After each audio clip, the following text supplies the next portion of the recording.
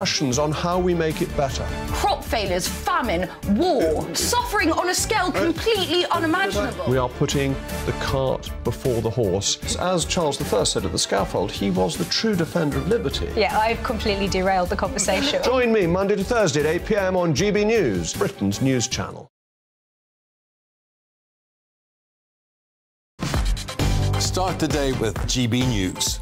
We catch up on all the big stories you didn't hear the night before. And take a look at what the world's talking about this morning. That's right, Monday to Thursdays from 6 o'clock. It's Breakfast with Eamon and Isabel. Straight after breakfast, join us, Bev Turner and Andrew Pearce. We're going to take you through till noon.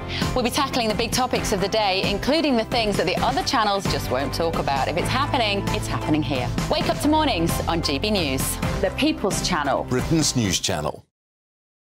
I joined GB News because I was sick and tired of not hearing my views being represented, not just mine, but so many people that I knew and spoke to. I just couldn't get my voice out there. I couldn't say anything. I couldn't do anything. Whatever the narrative was, I kind of had to follow it. GB News is there to provide a voice for those who have been ignored by the establishment media. We think different things. We've got a different style. GB News is here to be optimistic and positive about the future. It's real kind of dynamic and flowing, with the audience very much at the heart of it, like a big family. Here at GB News, we talk about the things that matter to you. Hearing the voices from right across our towns and cities, especially our towns. All sides of the argument represented with a heavy dose of opinion. We're on a mission here to make a difference. And the GB News family really is here for you, and whatever time of day you can watch or listen. Britain's watching. Britain's watching. We're proud to be GB News, The People's Channel. Britain's news channel.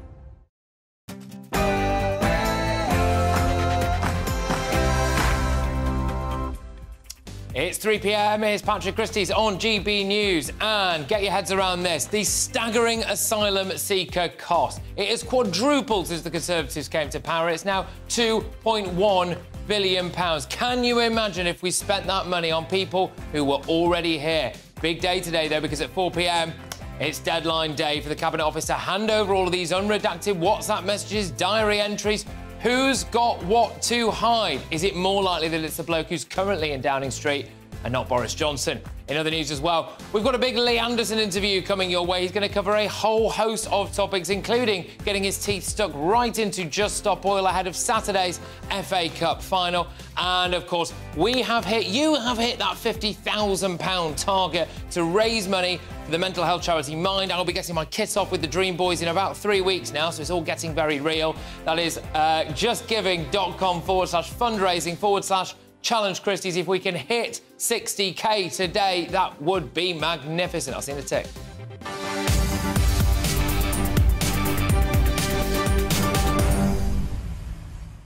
Also, should we scrap inheritance tax? I'm going to be talking about this today. You work your whole life and you build your portfolio up or just your savings, etc. And you want to hand that down to the generation to come, don't you? Isn't that your right? You've paid tax on that as long as you've been alive and working. So why should you just hand over a huge amount of that back into the state, especially when you see some of the things they're spending your tax money on today? GB Views at gbnews.com. Action-packed hour after your headlines.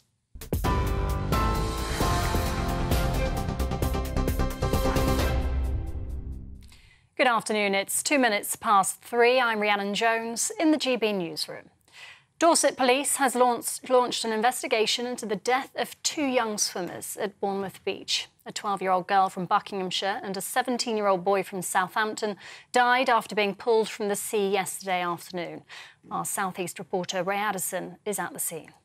Dorset Police confirming that members of the public played a key role in helping to rescue 10 people who were in trouble in the waters here at Bournemouth Beach. 8 of them were treated by ambulance crews on the beach side. 2 were taken to hospital in a critical condition where they sadly later died. Now, an investigation has been launched, Operation Marble. A man in his 40s is in custody on suspicion of manslaughter. And Dorset Police urging the public, if you've got any video footage of this incident, to get in touch and share it with them so it will help this investigation. Labour MP Geraint Davis has been suspended from the party following allegations of completely unacceptable behaviour. Labour's calling them incredibly serious allegations and has encouraged anyone with a complaint to come forward. The Swansea West MP has had the whip removed while a review is carried out. Shadow Immigration Minister Stephen Kinnock says such behaviour is unacceptable. These are deeply troubling allegations, and I really do hope that the women affected do come forward and make formal complaints, because it's quite difficult to move the complaints process forward without those formal complaints. But I am also very pleased that the Labour Party has taken swift action and suspended Geraint's membership, which means automatic suspension of the whip as well, pending the investigation and getting clarity on what has taken place. The clock is ticking. The government has just under an hour left to release Boris Johnson's unredacted messages, diaries and notebooks to the COVID-19 inquiry. The Cabinet Office previously argued the material was irrelevant and claimed it didn't have access to it. But the former Prime Minister has now handed it over and has urged the government to pass it on ahead of today's 4 p.m. deadline. 2 teenage boys have been arrested after a man was found dead in Manchester. The 21-year-old was found with serious injuries on Kings Road in Old Trafford yesterday. He was pronounced dead at the scene. A 15-year-old boy has been arrested on suspicion of murder, and a 16-year-old has been arrested on suspicion of possessing an offensive weapon. Police investigating the disappearance of Madeleine McCann say they recovered several items during last week's searches of a Portuguese reservoir. German officials say the items can't yet be linked to her disappearance and will be evaluated over the coming weeks. A large section of the reservoir was cordoned off around 30 miles from where 3-year-old Madeleine went missing in 2007. Police say their investigation into German national Christian Bruckner is expected to continue for some time. European leaders have been holding talks at a summit in Moldova, where the Prime Minister has put tackling illegal migration top of the international agenda. Rishi Sunak will announce negotiations on a new agreement with Moldova, allowing the UK to return foreign nationals who violate immigration laws. The war in Ukraine is another issue on the agenda, with President Volodymyr Zelensky saying his country wants a clear decision on NATO's future at the July summit. And the Prince and Princess of Wales have made a surprise visit to Jordan to attend the wedding of the country's Crown Prince. William and Kate are among a host of foreign royalty attending the nuptials of Prince Hussein and his Saudi Arabian bride. The celebrations are being held at the Zahran Palace, the same venue chosen by the Crown Prince's father, King Abdullah II. This is GB News. We'll bring you more as it happens. Now, though, it's back over to Patrick.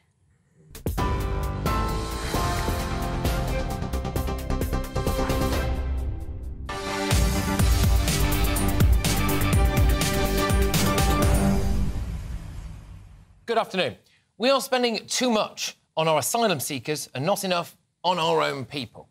That figure is now £2.1 billion. It's set to hit £2.4 billion this year. How many new hospitals and schools is that? How many new homes? Actually, while we're on the subject of homes, it turns out we can actually build new ones, but for asylum seekers again, like in London, Basildon, Somerset, Birmingham, Colchester, I could go on. But these eye-watering figures are all a bit of a fudge, because we're spending hundreds of millions from our foreign aid budget to accommodate these people as well. Now, I do wonder if poor people in this country or homeless military veterans would get better treatment if they travelled to Calais, got in a dinghy and were picked up in the Channel by the RNLI. But it just feels like we're helpless. Labour are a bit useless on this. They're highlighting the costs, but they haven't really got a plan other than to bring the cost down by presumably just letting everyone in or something vague about people smugglers. They're against the Rwanda plan, which is basically our only deterrent. People who say the Rwanda plan is too expensive should consider the cost of not doing it, just unrelenting massive amounts of illegal migration that the taxpayer has to clean up after. The civil service are useless. When they're not leaking misinformation or trying to bring down the government or take the government to court to block the Rwanda scheme, they're just dragging their heels. Home Office caseworkers are sorting just 5 asylum cases a month now, apparently. I mean, come on, 5. What a load of rubbish. The government is too busy flooding this country with legal migration as part of a huge immigration Ponzi scheme that we seem locked into. And what's going to happen to the average man and woman? Tax will go up.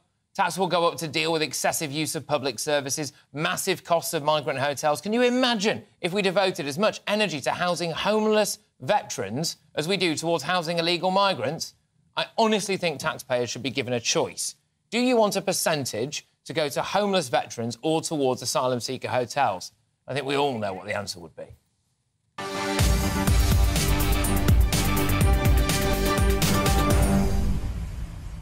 Yeah, that's what I think. I want to hear from you as ever. gbviews@gbnews.com. Get them coming in thick and fast. It's an action-packed show today. It's deadline day, so in around 50 minutes' time, we're expecting to find out whether or not the government, the Cabinet Office, has handed over all these unredacted WhatsApps and diary entries, etc., involving Boris Johnson and others, including Rishi Sunak, to the COVID-19 inquiry. If not, the threat of court, and dare I say it, even prison, looms large. So keep your eyes and ears peeled. Any developments, we will have them for you. But Ben Habib, who's a member of Reform UK and a former MEP, joins me as the staggering cost of our asylum, well, madness, really, is revealed. And Ben, I'll just stand by what I said earlier on, which is that I think we are spending far too much on asylum seekers and not enough on our own people. Well, I think you framed the whole argument incredibly well, Patrick, and that is the choice that we're willfully making.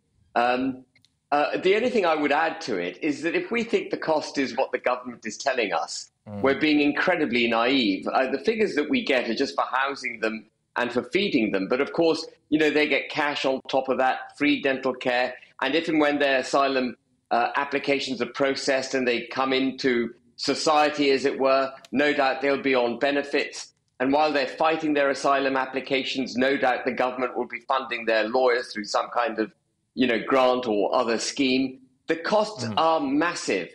And if you put that into the context of what we pay in taxes, $5 billion a year, for example, would allow the working classes to have their tax burden reduced from 20% to 19%, which is what Liz Truss wanted to do and was booted out of office in her attempts to do it. Now, the choices we're making are really bad choices as a government. We are allowing these people into the country, squandering massive amount of money on them, burdening our public services, failing to get to grips with the problem, and in the process, ignoring the primary obligation of the government's ignoring its primary obligation, which is to protect our country and to promote the interests of British citizens. It's a complete travesty what's going on. But we're being taken for absolute mugs. I did a big expose on this very show yesterday about the way that the European Union actually treats asylum seekers and refugees as well. And frankly, it's shocking. If we were doing anything like that, then we would be hauled before every single humanitarian court, and the Prime Minister would have to prostrate himself at the altar of wokedom, and before you know it, something will be done about it, OK? But, you know, we've got Rishi Sunak on tour in Moldova talking about how we can work with the Turkish government and the Bulgarian government to crack these migrant gangs. We're going to end up paying for that as well, aren't we? Well, there is no doubt going to be a monetary aspect to it. But having said that, I do think that going to the source of the problem and using law enforcement and intelligence services to identify who these people are and then taking them to task, arresting them and doing whatever is required to break those people smuggling gangs, you know, that has got to be a priority. And that should be a priority for every EU member state, not just, obviously, the United Kingdom doing this. So there is some encouragement, I think, if they are getting to grips with it. And what I would like to see, and what I hope is happening, even if they're not publicising it, is that we've got our own intelligence officers on the ground, backed up by the SAS or something like that, to make sure that these people are taken to task. But the other thing I want to say, Patrick, and I've said it many times on this programme and other programmes, is that we've got the most humanitarian way to deal with this problem is to turn the boats back in the Channel, for Italy to turn them back in the Mediterranean, for Greece to turn them back at the point of entry into Greece. What these people must learn is that they cannot be allowed to enter the country illegally in the first place. If we turn them back at their point of entry, our territorial waters, they will not come. They will not burden our society. They will not then need to be deported. They will go back to France, and having gone back, having been forced back into France, they won't have another £3,000 to spend on coming across the channel again, they will have to go back to wherever it is they came from or burden the French. And frankly, the French can sort it out. In light of the fact as well that we are now seeing the demographics and nationalities of people coming across being largely Indian, for example. I mean, that is a safe country. They're one of our largest trading partners. We get on very well with the Indian government. You know, there is no need, really, to seek asylum from India. With the Albanian issue that's been rearing its head, now that is decreasing. My point here being is that people say, well, you would be turning asylum seekers and refugees back in the Channel and maybe creating a risk to life in that situation as well, because we know that the French aren't going to do too much with them. So there is the risk. I disagree with that. Yeah, there is, and that's what I'm saying as well, because also on the grounds as well, not just presumably that you don't think it would be that much of a risk to life, but also that we would actually be turning back economic migrants. Absolutely. I mean, the minute they come across from France, they are nothing more than economic migrants, whatever their initial background was. In France, they're safe. It's, you know, the whole debate's been hijacked by those that would allow our country to be invaded in this manner by claiming that just because they may have a legitimate asylum claim once they're on our territory, they legitimately therefore entered the country. No. Once they're in France, they're safe. They are economic migrants at that point. They're trying to better their position, not to stay safe. They are, you know, so if we're going to spend $500 million on the French, which we've committed to over the next 3 years, part of that $500 million should be a requirement for them to take back people that we turn in boats back to France in the Channel. We've got to do it. We've got to stop this namby-pamby domestic legislation approach to deportation as our primary response to this problem. And we've got to just take a physical response in the Channel. And by the way, Patrick, we have all international laws on our side to do it. UN Convention Law of the Seas entitles the United Kingdom, entitles any country to turn back immigrants who are trying to enter the country illegally. It's Article 25 if you want to look it up. It's clear as daylight, and we should use the law. The crux of the reason why I wanted to get you on was initially about these figures. So £2.1 billion a year minimum spent on our asylum seekers that we have over here at the minute. I believe that is before you've factored in the amount of money we're giving to the French, and goodness knows what else that we're doing as well in relation to house building, lawyers. I mean, good grief. I actually tried to look that up earlier, and shock horror, you can't find the exact cost of that. I mean, probably because it's going up by the second, especially the way that lawyers work. But I think, Ben, it takes a full-scale psychological shift at the heart of government, because we've got ordinary British taxpayers at the moment here seeing a cost of living crisis, seeing taxes go up. They're seeing billions sent to Ukraine. Fine, OK, that's a separate issue. They're also seeing this eye-watering cost that is only going to go up unless we sort something out now when it comes to asylum seekers. And I just wonder why any government in this country would psychologically be able to justify looking after people who've come here illegally before they look after people who were already here. I cannot get my head around that.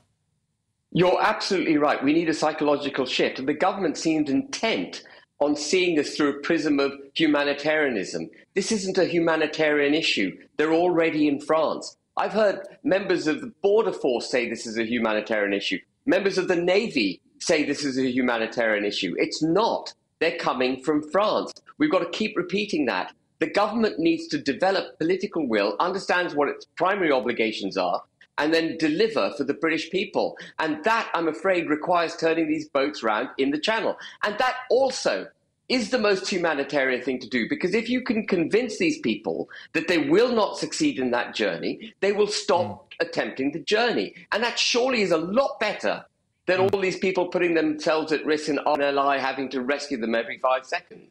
Yeah, no, Ben, look, thank you very much, as ever. That's Ben Habib there, of course, who is a member of Reform UK and a former MEP. It's worth noting as well, look, the Labour Party have come out and helped to expose these figures, and that's all fine. But what is their plan in order to deal with anything like this? What is their plan to actually save us more money, if at all? And I'm not really sure whether or not we are just fudging the numbers here. Just time for a couple of quick emails.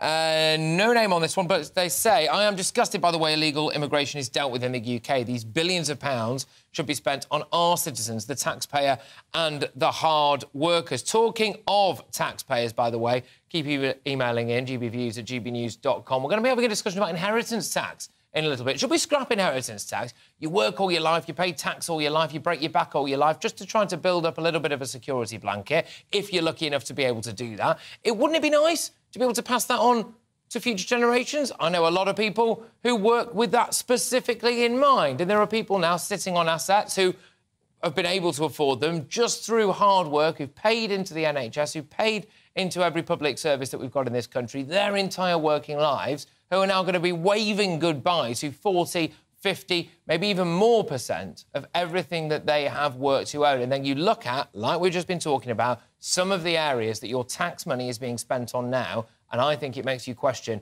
is it all worth it? Loads more on our website, though. Go to gbnews.com, where you will find the best analysis and opinion and the latest breaking news. Talking of breaking news, it's Westminster's very own transfer deadline day. The Cabinet Office has got less than an hour to transfer Boris Johnson's WhatsApp messages to the COVID inquiry, I believe diary entries as well, and a few other bits and bobs. It's worthwhile noting that these WhatsApp messages are not just from Boris. They include people like Rishi Sunak. They include other people who are high up in government at the time. Will they beat the deadline? And if they don't, by the way, could it result in a court case and prison? Boris Johnson has smashed the ball firmly in Rishi Sunak's court, saying, I've given you all the info, please release it as quickly as possible.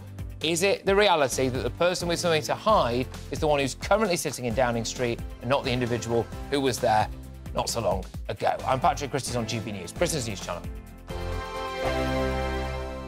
First and foremost, I am a GB News fan, and I was before I was working here. Just love the fact that we're asking the questions that a lot of establishment media won't ask. With a bit of a twist, we not only want to inform you, but we want to keep you entertained. It's worth the drive because you get in and the team's all ready and waiting, they're itching to go, and it's a proper little family. GB News is the People's Channel. It's the audience that makes the programme sing. We're giving our viewers and our listeners a voice. I see the thousands of your letters, tweets, emails, you name it, coming in. Britain is broken. How on earth did we get into this mess? But more importantly, how do we get out of it? The establishment had their chance. Now we're here to represent you. It's time for something different. It's time for GB News. I'm very patriotic. I believe in Britain. Our best days lie ahead. Britain's watching. Britain's watching. Join us here on GB News. The People's Channel. Britain's news channel. I'm Simon Evans. Join me on GB News for Headliners at 11 p.m. What's the scoop? I'll be joined by two of the country's top comedians. That's right. As we take a look at tomorrow's newspapers tonight. We're going to get into trouble. If it's a big story, we'll be covering it. Spill some tea on him. There we go. But we'll also have some fun. I wouldn't stick up a bank. My father didn't love me. So anyway, Headliners every night from 11 on GB News, the People's Channel, Britain's news channel. Westminster is going around in ever-decreasing circles, followed by the media. Britain is broken. How on earth did we get into this mess? But more importantly, how do we get out of it? Join me at 7 p.m, Mondays to Thursdays on Farage. Here on GB News, we will have open, rational debate. We've got to work out how Britain moves forward from this. Join us here on GB News, the People's Channel. Britain is watching. I'm Andrew Doyle. Join me at 7 o'clock every Sunday night for Free Speech Nation, the show where I tackle the week's biggest stories in politics and current affairs with the help of my two comedian panellists and a variety of special guests. Free Speech Nation, Sunday nights from 7 on GB News, the People's Channel, Britain's news channel. Monday to Thursday nights on GB News. At 6, it's Dubes & Co. 7 o'clock, Farage. At 8, join Jacob Rees-Mogg. And at 9, Dan Wootton Tonight, followed by Headliners. On TV, radio and online. This is GB News. Every Sunday from 11, join Michael Portillo. There will be topical discussion, looking at the week before and the week to come. So kick back and relax at 11 a.m. on Sundays on GB News with me, Michael Portillo. GB News, the People's Channel, Britain's news channel.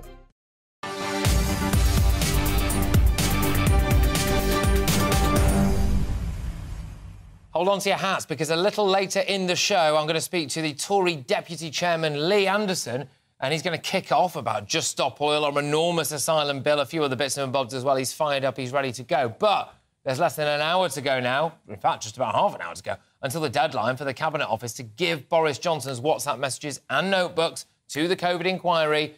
Interesting development right here on this show yesterday was that Johnson says that he has handed them over to officials and that they should be disclosed in full, which has put the Cabinet Office in a difficult position. The government could face a legal battle with the public inquiry unless it backs down over a demand to disclose all this material. It has claimed, initially, they didn't have the messages and notebooks. Well, now, they obviously do. Then they said, well, it's not relevant. Well, I think that's possibly for the inquiry to decide, isn't it? As we build up to this 4 o'clock deadline, I'm joined by GBNews' political editor, Darren McCaffrey. Darren, any news yet as to whether or not all of this has been submitted? No news, frankly, and as you say, we are, just over 30 minutes away from when we, at least in theory, should find out. I mean, there's no obligation on the government to say so, but I suspect they probably will, given the fact they let us know on Tuesday that there had been this 48-hour delay. But as you say, Rishi Sunak, who is in Moldova today, is in a slightly tricky situation, Patrick, not least of all because, frankly, he's going to have to decide whether these messages that Boris Johnson seemingly has provided the Cabinet Office with should be given over unredacted to the inquiry. It's something the inquiry has repeatedly said they want to happen. Baroness Hallett says it's up to her and her team to decide whether they're relevant to this COVID inquiry and not to the government itself. But the government's concerned clearly about setting a precedent on there. They're also probably concerned that these messages might go beyond the realms of Boris Johnson. They might include other officials and ministers who are still inside number 10 of the government, or indeed the man who was Chancellor at the time, Rishi Sunak. All I would say, though, on the Boris Johnson case, and this is not just simply about Boris Johnson, but on that case, I mean, we are taking his word for it that he's transferred everything over when it comes to these WhatsApp messages and diaries. We know they're with the Cabinet Office. But in the end, he has also gone further and says, I've got nothing to hide here, folks. I'm prepared to hand these directly over to the inquiry if they wish, circumnavigating the Cabinet Office. So you say a bit of a waiting game at the moment. We should hopefully have some clarity within the next hour or so. Yeah, Darren, can I just get a bit of clarity from you, if that's OK? So these are Boris Johnson's WhatsApp messages and diaries. But, of course, these are messages between himself, people like Rishi Sunak, potentially Dominic Cummings, a few other very big hitters at the time. And this is, I think, why this picture is maybe building, that if you take what Boris says at face value, he's perfectly comfortable for all of this stuff to be out there. It does build this idea that maybe it's other people who've got something to worry about. Is that where we're at the minute? Who else is implicated? Yeah, indeed, and that is what the opposition are saying today, Patrick. They're claiming that, you know, if the government's got nothing to hide, then why not just hand this all over? I think there are two things at play here. First of all, it is the precedent argument. Kind of WhatsApp's this kind of weird medium in terms of politicians' use of it. Clearly, it's now ubiquitous here at Westminster and how politicians communicate with one another, how they make decisions. But yet it's not an official channel. It's quite an informal space. It's not like minutes taken by civil servants in a meeting. And so some people, I think, in government, past and present, feel a little uncomfortable about whether it really is part of the kind of record of communications, if you like. But second of all, yeah, there are big questions about what other ministers might get kind of caught up in all of this. I think there are around 40 different officials and ministers effectively who've communicated with Boris Johnson when he was Prime Minister where they will have access to. And yes, that will lead people to say, well, you know what, if he's willing, if he is, he says he is, if he is willing to hand all of this over unredacted, then why has anyone got a problem with it? Darren, thank you. Darren McCaffrey there, GBNews' political editor, is going to be a busy man today as we wind down for this big revelation, potentially anyway. It's worth reminding ourselves as well that, supposedly, if the government, Rishi Sunak, decides not to pass this information over, that can result in a court case. And there was even talk initially, although one would imagine that given that Boris Johnson is saying that he's provided all of this information now, there was even talk of Boris getting something like a 51-week prison sentence if he didn't comply. He will say that he's complied with it also. Presumably that gets passed on to somebody else. But for more on this story, I'm joined by the former Conservative MEP, David Campbell-Bannerman. David, great to have you on the show over the phone. Thank you very much. I've just got to ask you the pretty straightforward question. Who's hiding what here? Well, it's a very good question, Patrick, because this story started that they were kind of accusing Boris of not giving his WhatsApp messages and diaries, and now it seems he's giving everything, including I think his post-it notes, to do the inquiry via the Cabinet Office. And the problem seems to be the other ministers involved, including Rishi Sunak himself, it seems. So it's going to be very interesting to see what happens at 4 o'clock today.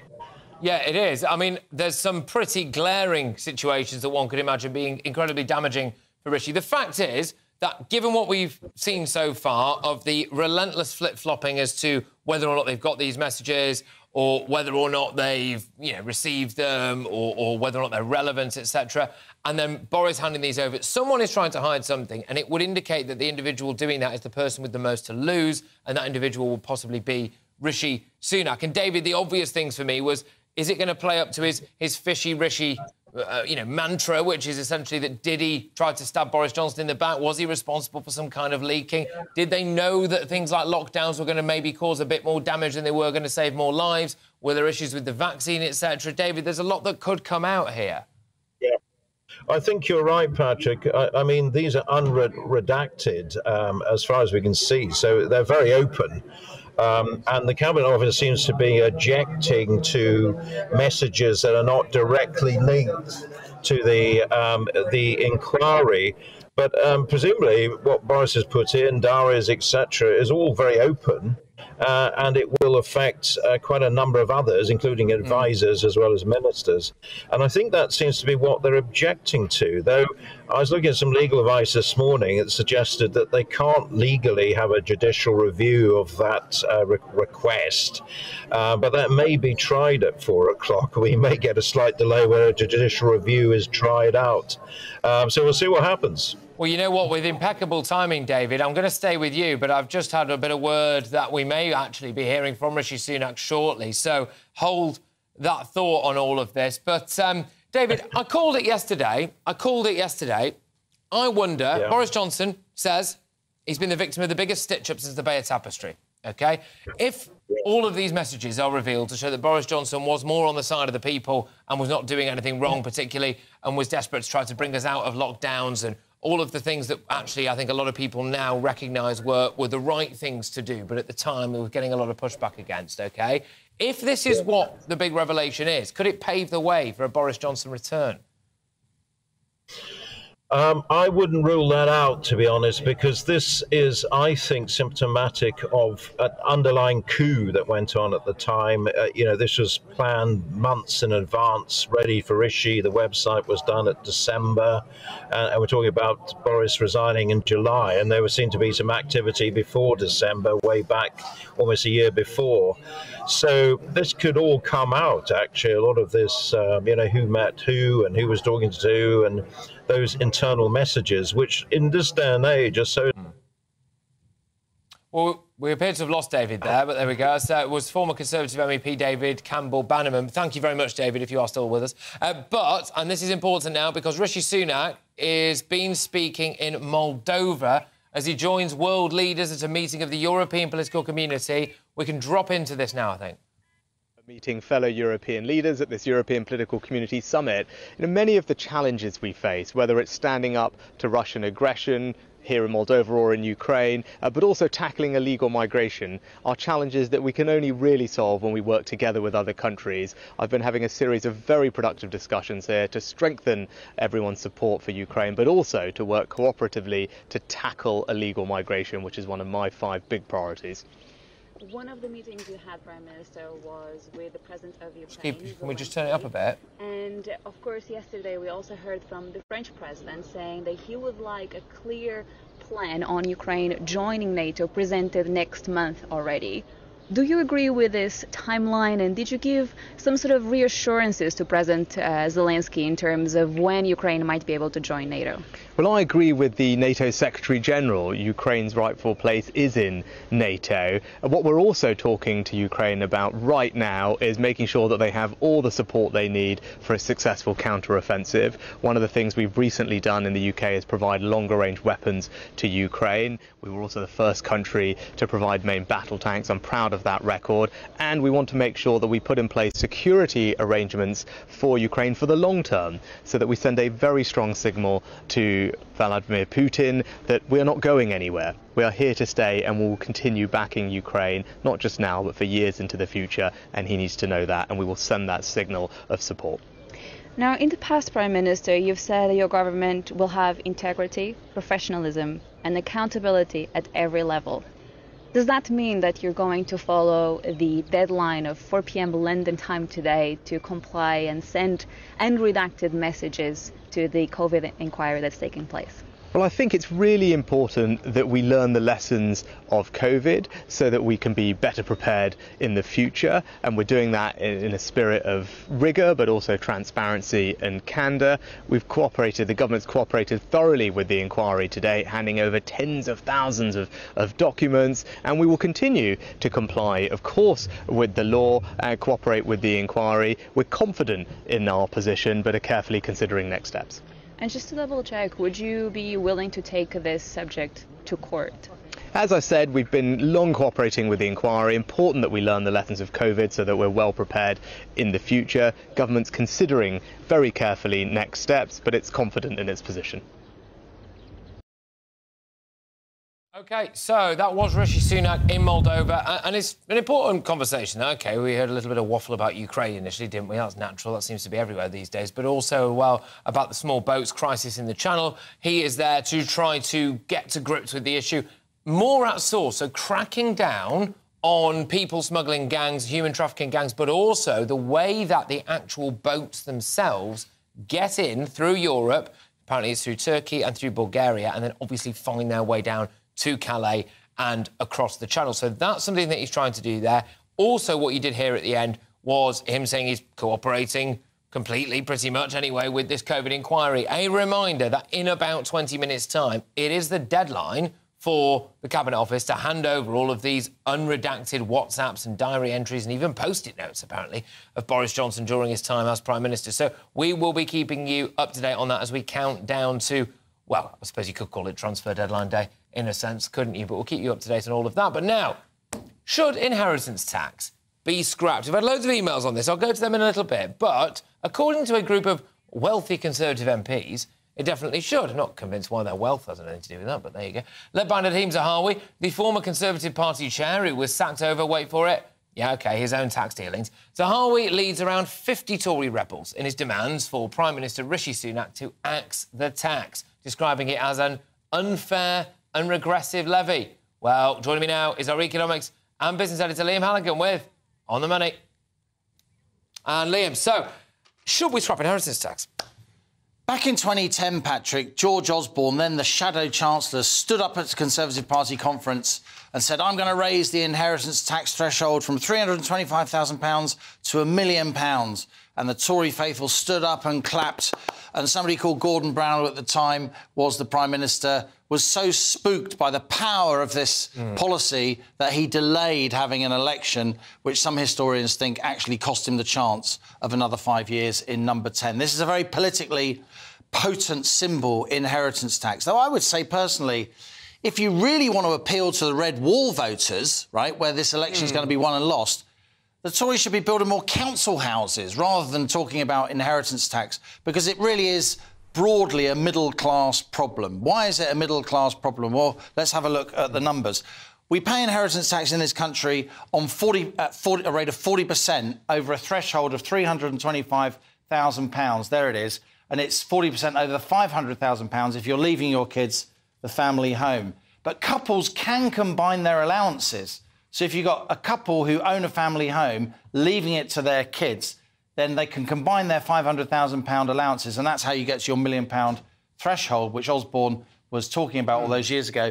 There's also this thing called the 7-year rule, which as long as you give away your assets, property, shares, and then you live for another 7 years, it doesn't count as part of your estate. So your descendants, kids, grandkids don't pay inheritance tax. Look, in the Tory...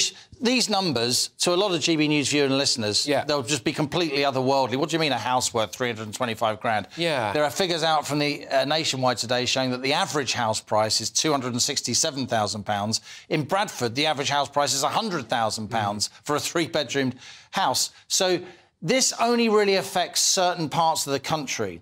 But among people who are caught in the inheritance tax net, and it's often people leaving just one family home that might be worth a bit more, they really don't like this tax because, of course, you've paid for your house, you've weathered your mortgage out of income that you've already paid tax on. So it's like a double tax. It's a death tax, people like Zahawi call it. It's a really kind of philosophical thing. Priti Patel, Jacob Rees-Mogg, Nadeem Zahawi, those on the sort of right of the Tory party, they're the ones who really don't like this tax. And that's why they've launched this campaign. There are 50 of them. They're campaigning, pushing Sunak and Hunt to try and get rid of inheritance tax. But inheritance tax raises about £7 billion a year, and the Treasury says we need that £7 billion to pay for health, education and all the rest of it. Yeah, absolutely. I mean, you could argue that there's a question of ambition here, personal ambition here. The idea of that £325,000 house, like you've rightly said, to a lot of people, that's way out of reach. Yeah. But it might not be in 10 years' time because it might not. House price. And this threshold, the £325,000 threshold,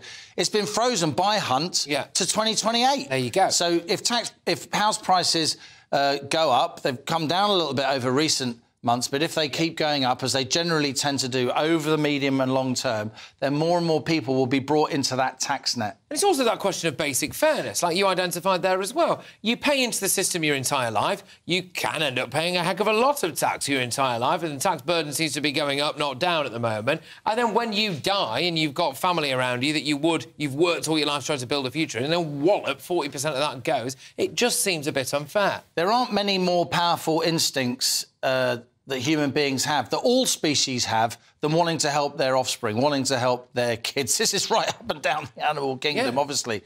So the idea that when you are giving your hard-earned assets to your kids, to your grandkids as you die, that the tax man comes in and takes 40%, it does stick in the craw of a lot of people. And these Conservatives are trying to tap into that, trying to galvanise the kind of strength, if you like, of Sunak and Hunt, trying to say to them, look, are you really Conservatives? Because there's nothing that's less Conservative than high inheritance tax. But here's one final thought. The thing about inheritance tax, the way it works, it tends to be people with a little bit of wealth who get caught. The really wealthy, those with flashy accountants and lawyers, can use trusts, they can buy land, they can buy all kinds of things to try and get round inheritance tax thresholds.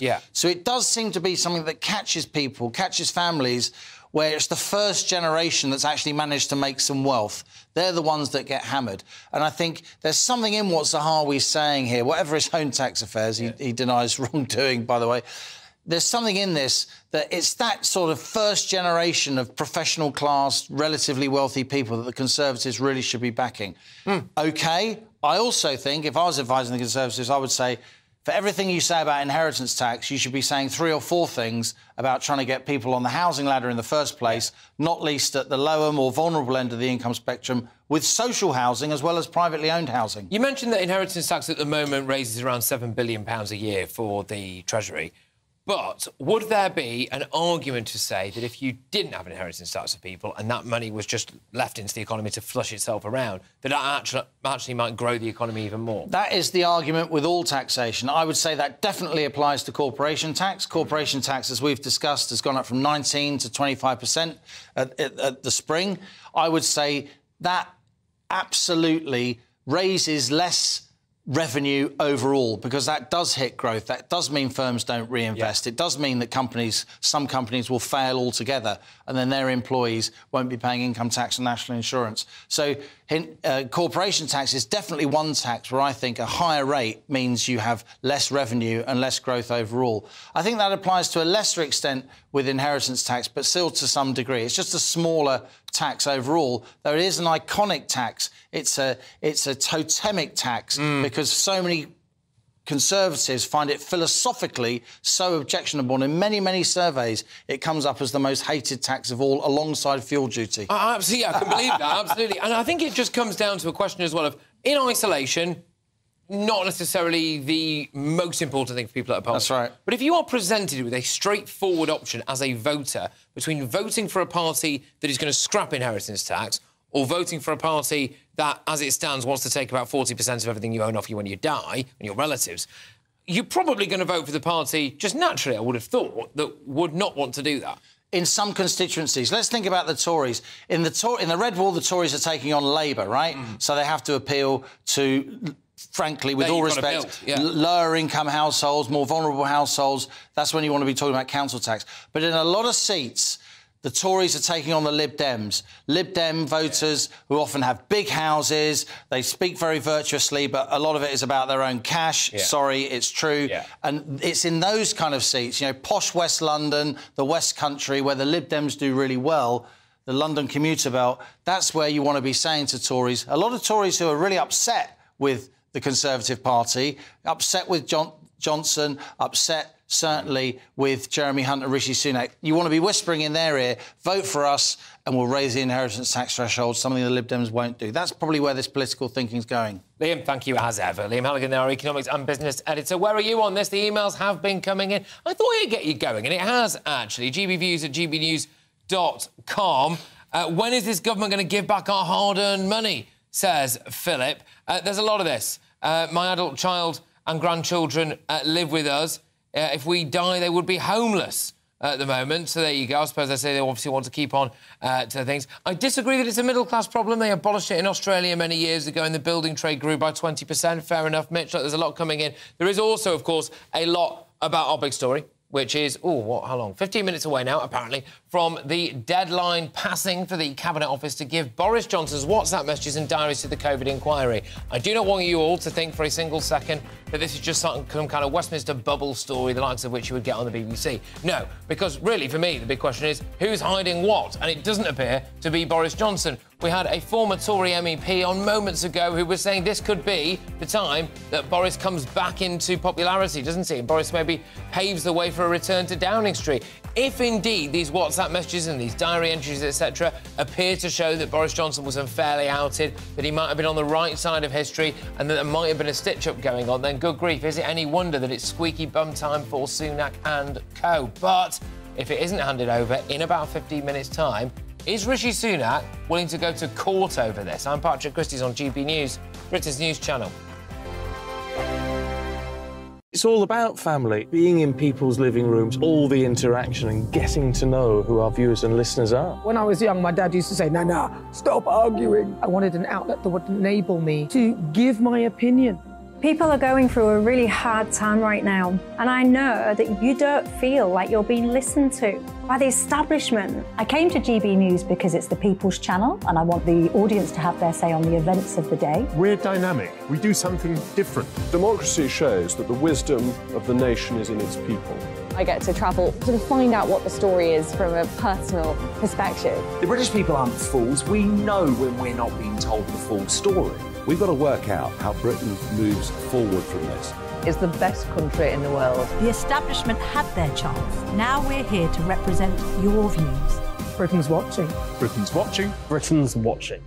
We're proud to be GB News, the People's Channel, Britain's news channel.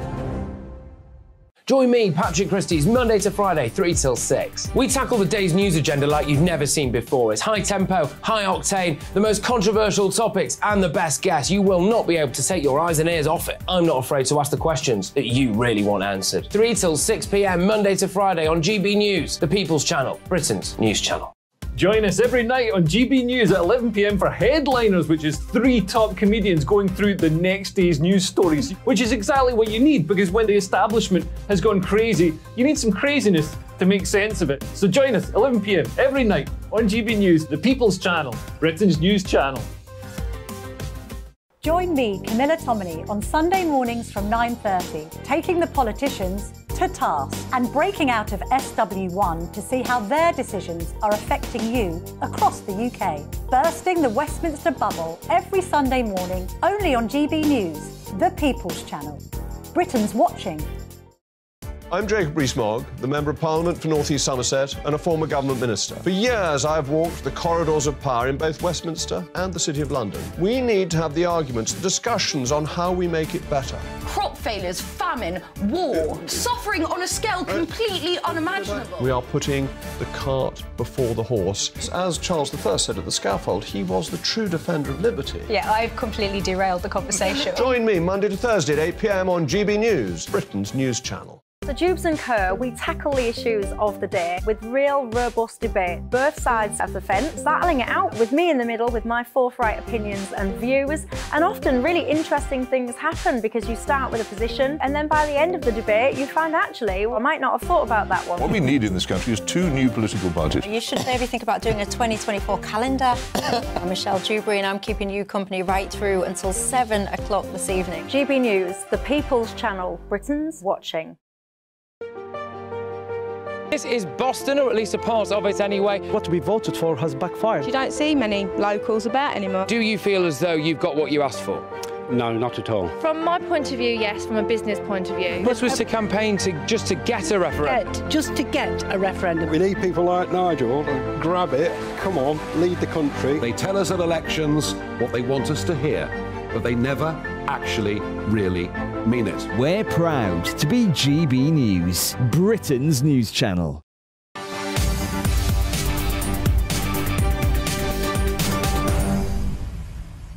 £2.1 billion a year on asylum seekers. Are we spending too much on them and not enough on the people who are already here?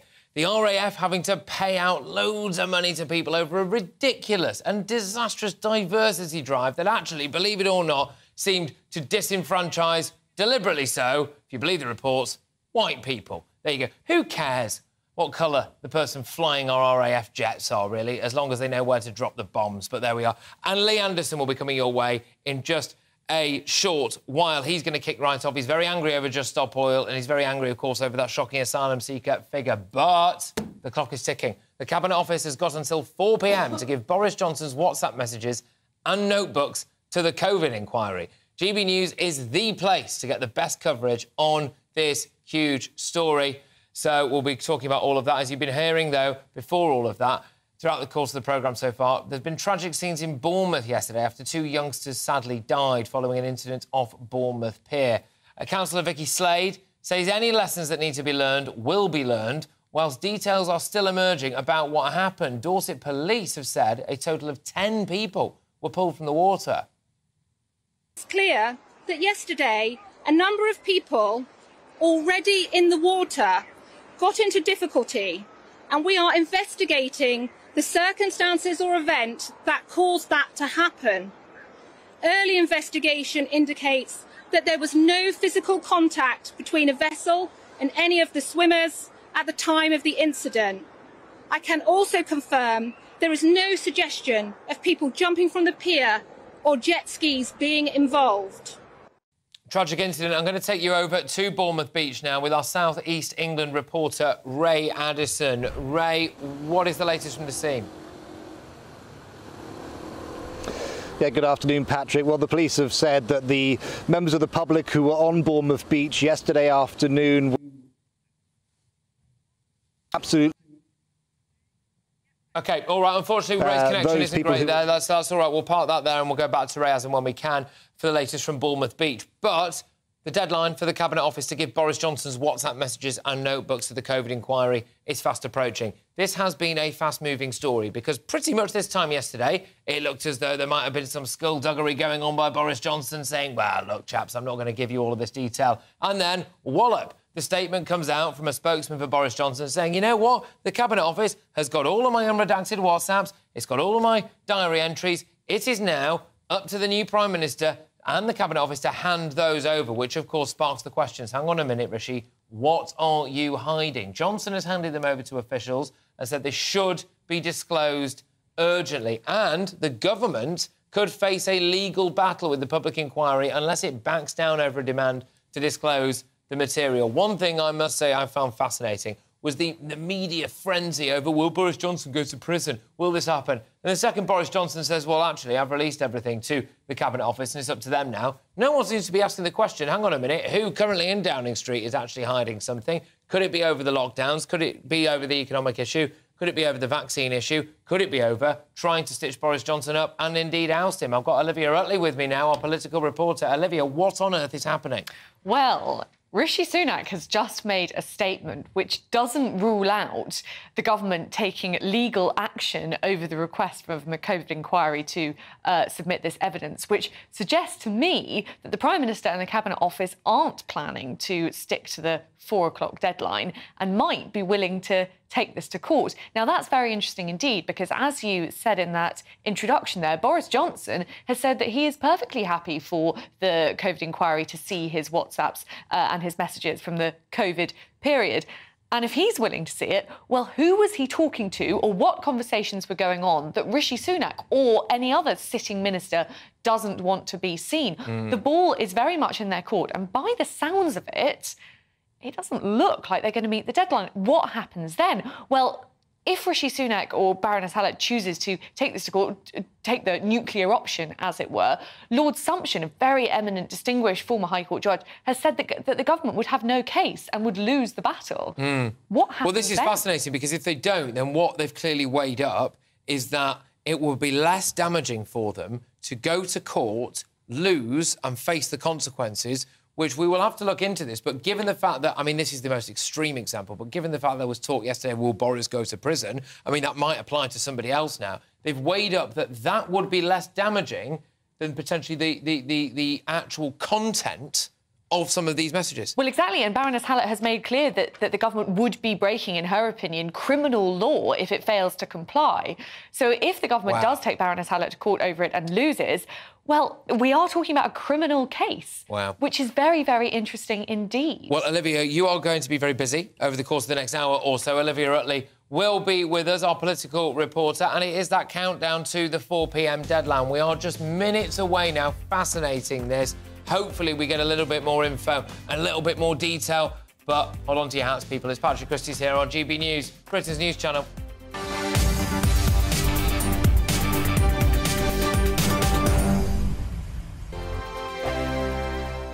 I joined GB News because I was sick and tired of not hearing my views being represented, not just mine, but so many people that I knew and spoke to. I just couldn't get my voice out there. I couldn't say anything. I couldn't do anything. Whatever the narrative was, I kind of had to follow it. GB News is there to provide a voice for those who have been ignored by the establishment media. We think different things, we've got a different style. GB News is here to be optimistic and positive about the future. It's real kind of dynamic and flowing, with the audience very much at the heart of it, like a big family.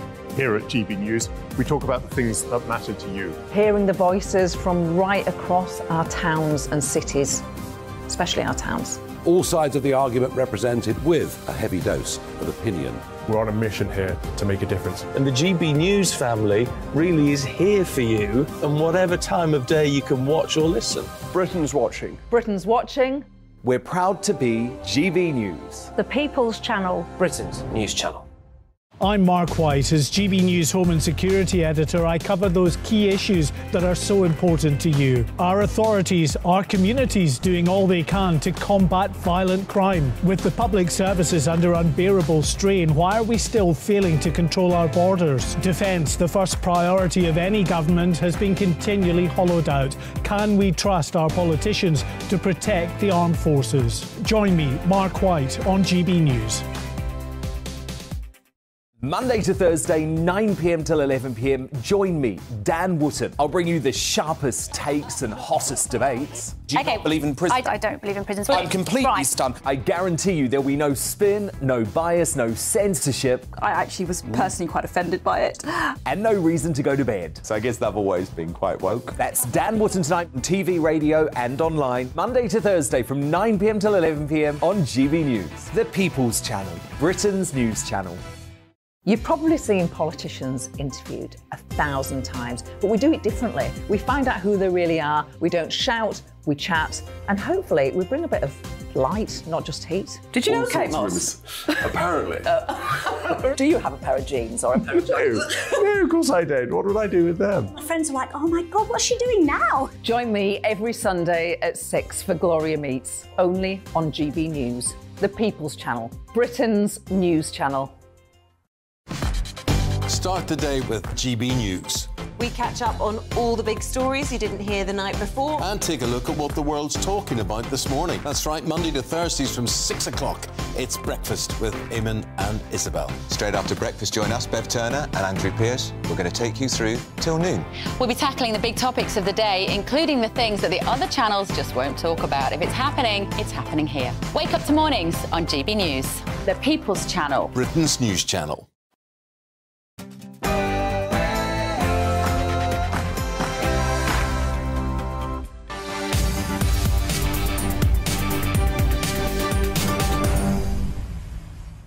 There is now just a couple of minutes to go until the deadline for the Cabinet Office to give Boris Johnson's WhatsApp messages and notebooks to the COVID-19 inquiry. Johnson has handed them over to officials and said they should be disclosed urgently, which put the Cabinet Office in a difficult position.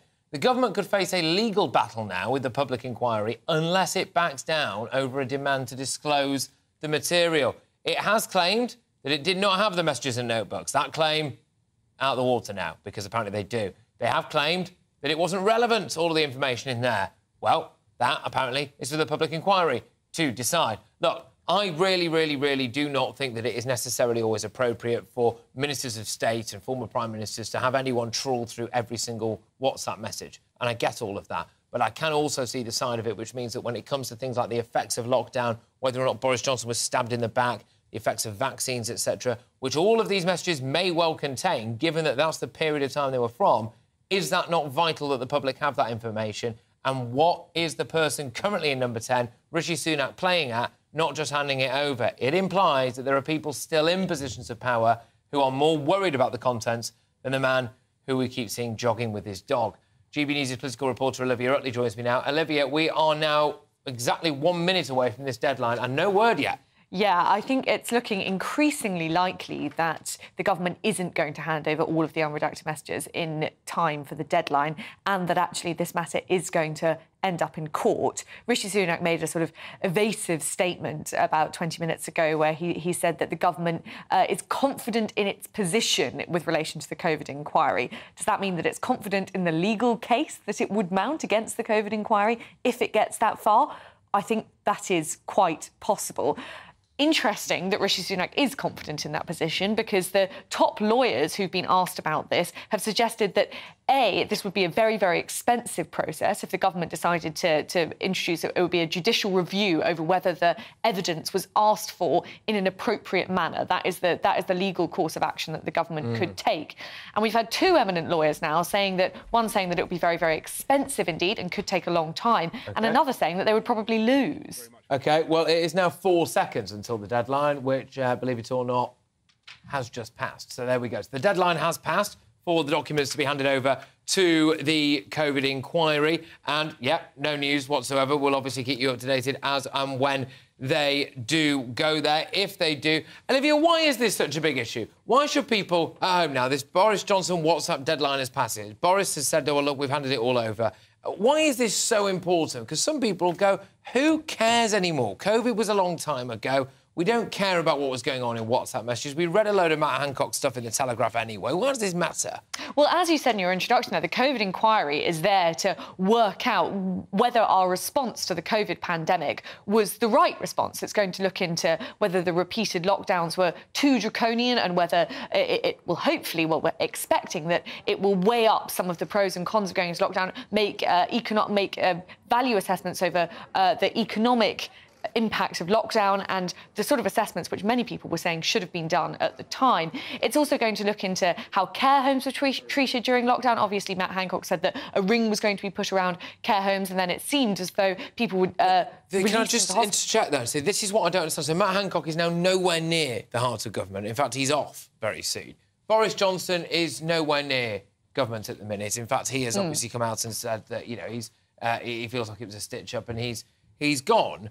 And so all of these things about care homes, that would have been Matt Hancock, presumably, who made those decisions, or was part of it. Boris Johnson was the man in charge. So, whilst those are relevant questions, I just wonder what could be coming out in these WhatsApp messages that affects the people who are there right now, like Rishi Sunak. Well, I think that is the big question. The fact that Boris Johnson is perfectly happy for his messages to be released suggests that there are some people in government at the moment, quite possibly Rishi Sunak himself, who was obviously Chancellor at the time, who doesn't want these messages to be seen. And, of course, the COVID inquiry, in some respects, these inquiries take a long time and they're quite frustrating, and often they don't come out with anything particularly interesting or informative. But the principle is that we took a very, very drastic action in response to this pandemic. Was the action that we took the right action to take? And in a future pandemic, how should we be doing things differently? That is the remit of the COVID inquiry. That's what it's looking into. And whether it should have access to all the information it arguably needs to reach those conclusions is very, very important. Olivia, thank you very much. Olivia Oatley there, our political reporter. Just a reminder for you, that breaking news that the deadline for the documentation and WhatsApp messages to be handed to the COVID inquiry has now passed. We are yet to hear any news that they have indeed handed anything over. But our newsreader, Polly Middlehurst, might have some developments for you. We'll have to wait and see, won't we? Right now.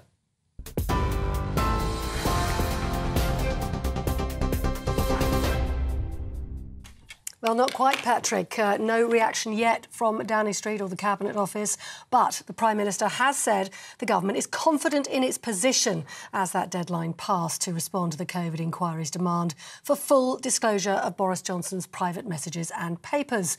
Rishi Sunak has been speaking in Moldova ahead of that 4 p.m. deadline to release the former Prime Minister's unredacted messages, diaries and notebooks to the inquiry. The Cabinet Office previously argued the material was irrelevant anyway and claimed it didn't have to reveal it, but Mr Johnson has now handed it over and even urged the government to pass it on in full. Well, I think it's really important that we learn the lessons of COVID so that we can be better prepared in the future, and we're doing that in a spirit of rigour but also transparency and candour.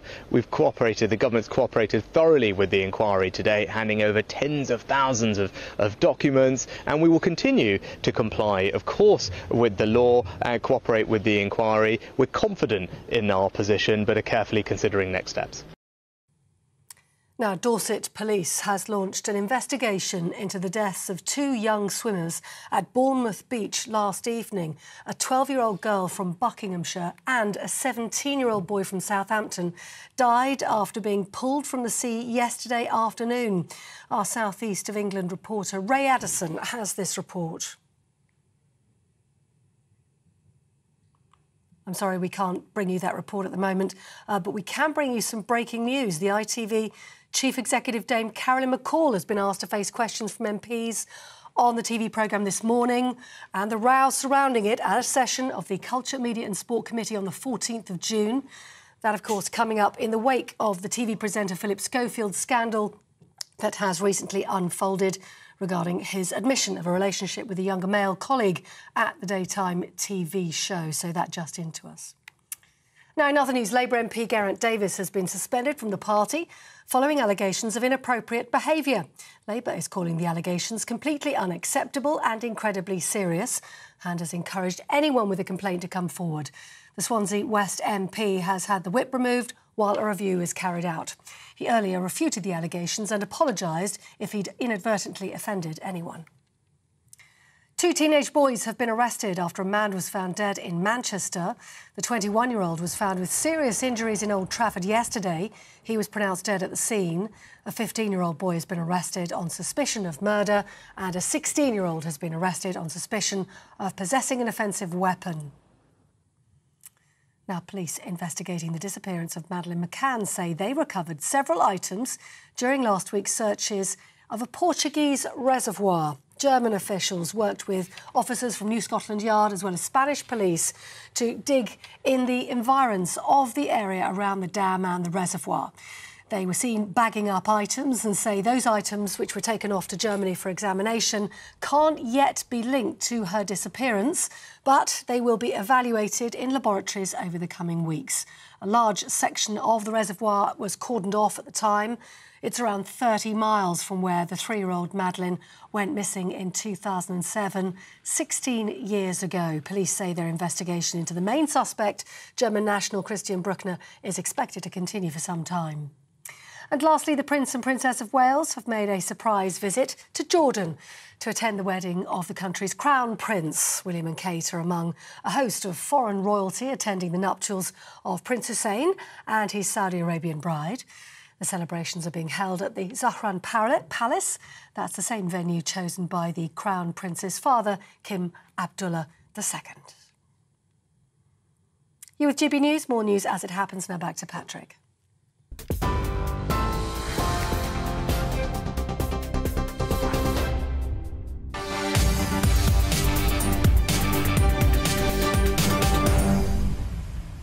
This is going to be a very busy hour because we've got that breaking news of the deadline passing in the COVID-19 inquiry. I'm going to have Christopher Hope and Nigel Nelson and Olivia Utley picking through this because we're expecting developments on that any second. I'm also going to be talking about the £2.1 billion a year we are now spending on our asylum seeker problem and asking whether or not that money could be better spent right here at home for people like homeless veterans or, frankly, just the poor, OK? Also, Harry and Meghan have vowed, in a rare bit of good news, have vowed to shut up about the royal family, so I'll be discussing all of that. Inheritance tax, would you scrap it? Would you keep it? And the RAF launched arguably one of the worst diversity drives that you've ever seen, which has, believe it or not, culminated in them giving payouts to white people because their actual applications were halted as a result, which I think is, well, frankly, sums the whole woke nonsense up, doesn't it? But to our top story, the deadline for the Cabinet Office to give Boris Johnson's WhatsApp messages and notebooks to the COVID-19 inquiry has now passed. It whizzed us by at about 4 p.m.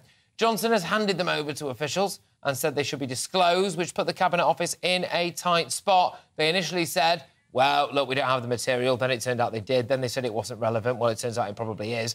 I'm joined now by GB News' senior political commentator, Nigel Nelson, and political broadcaster, Chris Hope. Chopper, I'll start with you. You are outside Westminster there. You've got your finger on the pulse and your ear to the ground. What's going on? Well, look at my phone here, Patrick, and so far nothing. The deadline has passed. We're waiting to see whether the Cabinet Office has agreed to pass across these WhatsApp messages. Don't forget the pressure is now on Rishi Sunak and the Cabinet Office because Boris Johnson said he's no problem with handing over his WhatsApp messages unedited. Off they go to the inquiry. And the question is now, what happens next? Well, I'm looking at my phone here. So far, nothing. But the key thing is I'm not quite sure why there's a big deal here. This report won't be published until 2031, by which time, Patrick, you might be Prime Minister, and I certainly will be retired by then, 2031. But if you look back at the timing, I mean, the last oral hearings were in 2026. The Chilcot inquiry finished into Iraq war in 2011. That took 5 years to report. 5 years from 2026 is 2031. So really, I don't know what the political risk is here. Maybe it's civil servants and others concerned about setting a precedent for future inquiries. But otherwise, nothing's happened yet. And the mood music we're getting is the government will not want to abide by this idea of handing over all of these WhatsApp messages. The answer probably should be stop communicating by WhatsApp and just do it normally. And that might make it easier for them to agree to support these inquiries. OK. And Nigel, is this just bad politics? I mean, should they not hand all of this over? Can they trust that all of this would be kept confidential until the point, of course, years down the line where it isn't? And in the meantime, we hear talk of corruption now, or who's hiding what, and it allows people like me to float suggestions that it's actually Rishi Sunak who's got something to hide and not Boris Johnson. Yes, I think that it's perfectly fair, Patrick, that it does feel like there's something of a cover-up going on. What the issue here is, it's over really WhatsApp messages and government by WhatsApp, which is what will be on trial if it ever gets to court. So what Heather Hallett, the chair of the inquiry, is relying on is Section 21 of the 2005 Inquiries Act. And this says that she must have all material email that she asked for. Now, of course, when that act was passed, none of us were using WhatsApp. Now we use them all the time, including government ministers. And because we do that we tend to put stuff on WhatsApp that we wouldn't put into an email or an official document. And that's what the issue is here. It's the kind of private stuff that you will get in WhatsApp messages. But quite clearly, from Heather Hallett's point of view, these are relevant because some of the chats include conversations between the Westminster and Scottish governments. And we know that they weren't really singing from the same hymn book during the whole COVID crisis. OK, Christopher, just allow us to speculate here slightly. What kind of thing do you think might be the issue in terms of not wanting to be put out there? Well, if you look at the kind of disclosures in the Telegraph's WhatsApp files, the lockdown files, as they called them at the Telegraph, there's a lots of kind of freewheeling chat about this and that, and some ministers saying, ignore this meeting, let's talk off beam, let's try and scare the pants off people for various adverts during the COVID pandemic campaign by the government.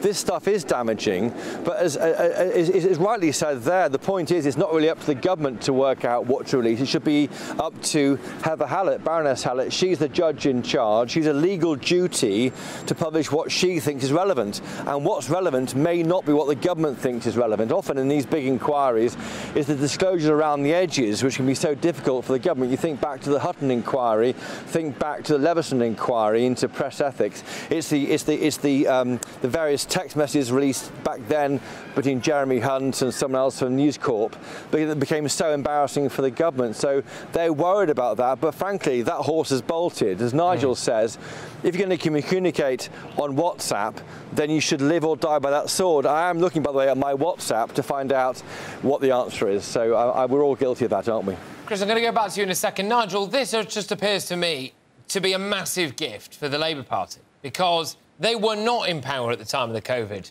pandemic, so they didn't have to deal with it at all. They could just stare at the government and pick bits out that they didn't like, etc., as indeed most of the mainstream media was doing at the time. They are not now involved in any kind of inquiry to clean up this mess, are they? I mean, Keir Starmer could not have just asked for a better result here, really. No, that's right. And that's why I think that the Cabinet Office is heading for an own goal on this one. That what the government promised all along was an inquiry after COVID was over and full transparency for that inquiry. Now they're denying the inquiry, the very transparency they promised. I think Chris is absolutely right that, I mean, if you're going to govern by WhatsApp, you live or die by your WhatsApp messages. And if ministers are putting private stuff on there, I mean, for instance, it may be that the reason Boris Johnson is quite happy for his messages to be revealed is he's got something to say in them about Rishi Sunak. Rishi Sunak may not feel he wants that in the public domain. But quite clearly, whatever's on these WhatsApp messages that were exchanged during the clampdown that we all went through during COVID, they've got to be relevant for this inquiry. And of course, Labour will make hay out of this on the basis that they're trying to cover it up. Yeah, indeed. Chris, I'll lob it back your way. I can see you diligently looking at your phone there. Ominously quiet, Chris, it seems to be at the moment, doesn't it? I did have somebody on earlier on who was suggesting that if indeed the revelations of these WhatsApp messages absolutely hammer Sunak, it could pave the way for a Boris Johnson return. What do you think? I think even by then the horse might have bolted because these hearings won't really get underway until towards the election or after the election. I think that, frankly, if the Tories lose the next election, few people here think that Rishi Sunak will hang around to be leader in opposition. And that, anyway, I think events might overtake it, and we're going to see Boris Johnson come back if he wants to, or someone else might step in. But I think that the political damage from this inquiry, for me, is not really pre-election. It's somewhere in the future. For me, this is about the civil service concerned about setting a precedent for future inquiries, and that's the problem. And Chris, who is involved in these messages? So we've got Boris Johnson, we've got Rishi Sunak, there's been Dominic Cummings, there's a few other people. Just give us some of the names of the people who could be, well, sweating a bit right now. Well, it's people around at the time, isn't it? So, as you say, Rishi Sunak, it's Sajid Javid, although he was around and then he left into just before pushing out Boris Johnson. Others like Nadine Dorries, there's other senior players like Penny Mordaunt and others. They'd all be worried. I mean, to a lesser or more extent. But you think back, not all of these ministers came out badly from them. We had, of course, other ministers, junior ministers in the Department of Health, concerned about the impact of the rule of 6 on a family of 6. Would that mean they can't see anybody? Were there other concerns there about similar issues with a couple who've been married for 50 years? Is it fair for them not to be together? So I think it can also save reputations as much as bury them. The problem is, once you give all this tranche of information over, I mean, the government says they're given 52,000 documents, but once these emails go over, I mean, in one cabinet minister's phone, that's Matt Hancock, 100,000 messages. You know, times that by 10 ministers, that's 1 million. Once those go over, you have no control over how that information is dealt with, and when they all disclose, as they will be, you don't know where that's going to play. And the problem is, what I think is happening is the Cabinet Office behind me, Parliament MPs are trying to have a control over a judicial inquiry. The point about giving it to a judge is it moves it away from the executive, away from Parliament. It's not their business anymore. You've got to let go and just let her do her job, for better, for worse. And that is the problem at the heart of this, is that politicians, the officials, civil servants, don't want to give that control to someone they can't control. Well, exactly. And Nigel, who can blame them? Because we've had some members of the civil service launch some campaign against Dominic Raab, who managed to lose his job despite never shouting or swearing at anyone and having to put up with a bloke who nearly made Gibraltar Spanish again. We've had briefings against Suella Braverman. We've had issues when it came to Boris Johnson. We've had revelations that somebody involved in this latest round of an inquiry is indeed related to Harriet Harman, for goodness sake, and helped to hand over some information to the police. I mean, why on earth should the government be wanting to hand anything over? They should just say, no, this is our business, move on. Well, it's not the government's business entirely. It's all our business. Everybody in this country was affected by COVID. And what we want to know is what is going to be done to actually stop this happening again. Now, obviously, what Heather Hallett has got to go through is what mistakes were made, what lessons can be learned from what happened, and prepare us for another pandemic, which may be around the corner for all we know. So I think this inquiry is crucial. And the point at the moment is she wants to start public hearings within the next 2 weeks. And the government are clearly trying to prevent her from doing that.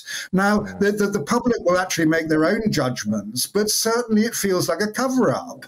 And I'm sure civil servants that you mentioned there are involved in this too, that they will be mentioned on these WhatsApp messages, they'll be mentioned in emails. They may not be happy with their own mistakes being revealed, but it feels like the cover-up is because people recognise mistakes were made.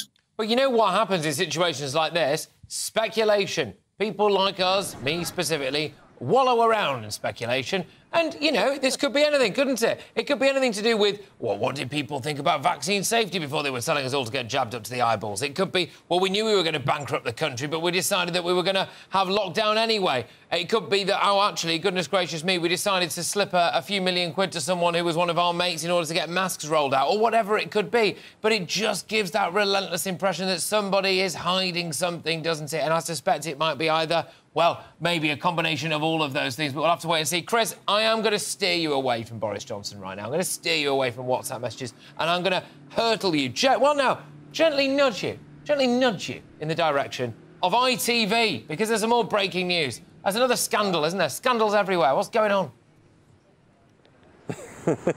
It's big news, this. So you're aware, of course, of the Philip Schofield scandal, the fact that he quit ITV, he's been forced out. There's a runner who worked on ITV who he had met originally, reportedly, in his teens, and then this guy got a job at This Morning, and then he left, and he's quite young, and he was in a relationship with Philip Schofield.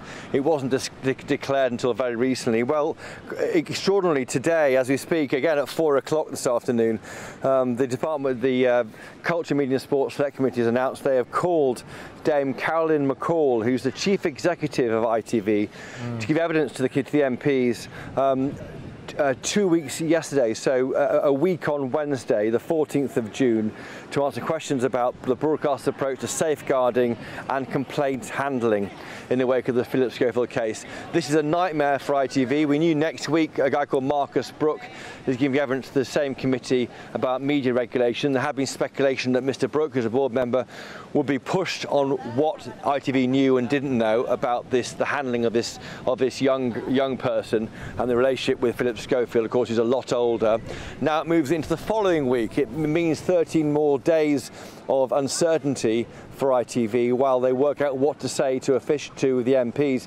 MPs have history here. They investigated safeguarding ITV after the deaths of guests who appeared on the Jeremy Kyle programme and 2 former contestants on Love Island. That's why they're looking at it. They are worried about how members of the public are treated and who can't really defend themselves. And this is more of a behind the camera issue than in front of the camera issue, and therefore it's a corporate issue for ITV. It keeps the scandal in the news. It keeps the pressure on ITV to get it right. And I wonder, frankly, where the heads will stop rolling at ITV. We know Philip Schofield's left. We know Holly Willoughby, the co-presenter's due back in work on Monday, but so far no one else has gone. This will put the pressure more and more, and ITV will want to show. And don't forget, ITV have got shareholders. They haven't got licence fee payers like the BBC. They've got shareholders. They want to demonstrate to shareholders they can control the damage from this scandal. Where will it end? As things stand, the news this afternoon, breaking about 5 minutes ago, that Dame Carolyn McCall, who's the chief executive, is giving evidence, or has been called to give evidence, I should say, at 10 a.m. on the 14th of June, a week Wednesday. We don't know yet what ITV say about that. Look, we will keep you up to date on this. That is the news that ITV's chief exec is going to be essentially hauled before a panel to give evidence. Thank you very much, Christopher Hope there, of course, political broadcaster and political commentator. In fact, our very own senior political commentator. I demoted you there, Nigel Nelson. So that was the 2 of the big stories of the day. We are going to be keeping massively across both of those. OK, so that deadline has passed when it comes for the Cabinet Office to hand over WhatsApps, diary entries, etc., to the COVID-19 inquiry. What does this mean? Will there be a court case involved? And you have to ask yourselves the question, if there is, why has the government, and specifically Rishi Sunak, decided that it would be less damaging for there to be a court case than it would for the revelations within these WhatsApp messages to get out into the public domain? That is a fascinating watch. The latest on ITV as well. Yes, heads set to roll right at the very top. But for more on both of those massive stories, go to gbnews.com, where you will find the best analysis and opinion, as well as the latest breaking news. We spent £2.1 billion on asylum seekers last year. That is an increase of almost 300% since the Conservatives came to power. I'm going to be talking about that. I'm going to be asking whether or not charity should start at home. And I'm going to be telling you all about how the RAF launched one of the most disastrous diversity campaigns that we have ever seen. I'm Patrick Christys on GB News, Britain's news channel. First and foremost, I'm a GB News fan, and I was before I was working here. Just love the fact that we're asking the questions that a lot of establishment media won't ask. With a bit of a twist, we not only want to inform you, but we want to keep you entertained. It's worth the drive because you get in and the team's all ready and waiting, they're itching to go, and it's a proper little family. GB News is the people's channel. It's the audience that makes the programme sing. We're giving our viewers and our listeners a voice. I see the thousands of your letters, tweets, emails, you name it, coming in. Britain is broken. How on earth did we get into this mess? But more importantly, how do we get out of it? The establishment had their chance. Now we're here to represent you. It's time for something different. It's time for GB News. I'm very patriotic. I believe in Britain. Our best days lie ahead. Britain's watching. Britain's watching. Join us here on GB News. The People's Channel. Britain's news channel. Join me, Patrick Christys, Monday to Friday, 3 till 6. We tackle the day's news agenda like you've never seen before. It's high tempo, high octane, the most controversial topics and the best guests. You will not be able to take your eyes and ears off it. I'm not afraid to ask the questions that you really want answered. 3 till 6 p.m, Monday to Friday on GB News, the People's Channel, Britain's news channel. I'm Andrew Doyle. Join me at 7 o'clock every Sunday night for Free Speech Nation, the show where I tackle the week's biggest stories in politics and current affairs with the help of my 2 comedian panellists and a variety of special guests. Free Speech Nation, Sunday nights from 7 on GB News, the People's Channel, Britain's news channel. every Sunday from 11. Join Michael Portillo. There'll be topical discussion, looking at the week before and the week to come. So kick back and relax at 11 a.m. on Sundays on GB News with me, Michael Portillo. GB News, the People's Channel, Britain's news channel. GB News has its own late-night paper preview show, Headliners, where comedians take you through the next day's top news stories. You don't have to bother reading the newspaper, we've got it covered for you. Headliners, every night at 11 p.m. and repeated every morning at 5 a.m. We won't send you to sleep like some of the other paper review shows out there. GB News, the People's Channel, Britain's news channel. Join me, Camilla Tominey, on Sunday mornings from 9:30, taking the politicians to task and breaking out of SW1 to see how their decisions are affecting you across the UK. Bursting the Westminster bubble every Sunday morning, only on GB News, the People's Channel. Britain's watching.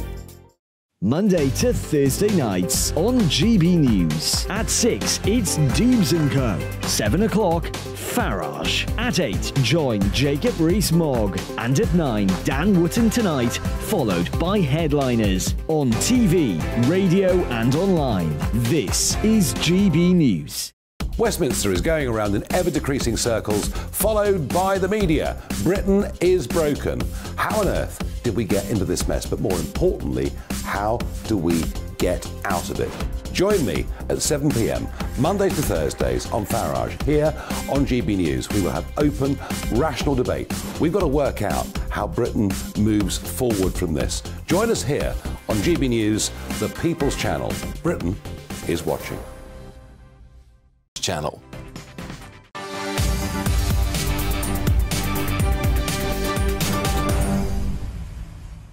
Go woke, go broke. Talking of which, the RAF diversity drive has cost the Air Force more than £150,000. Find out why very, very shortly. And don't miss my interview with the Tory Deputy Chairman, the one and only Lee Anderson, who'll be giving his views on Just Stop Oil Idiots as they potentially look to disrupt the FA Cup final and everything else. They held up the cricket this morning.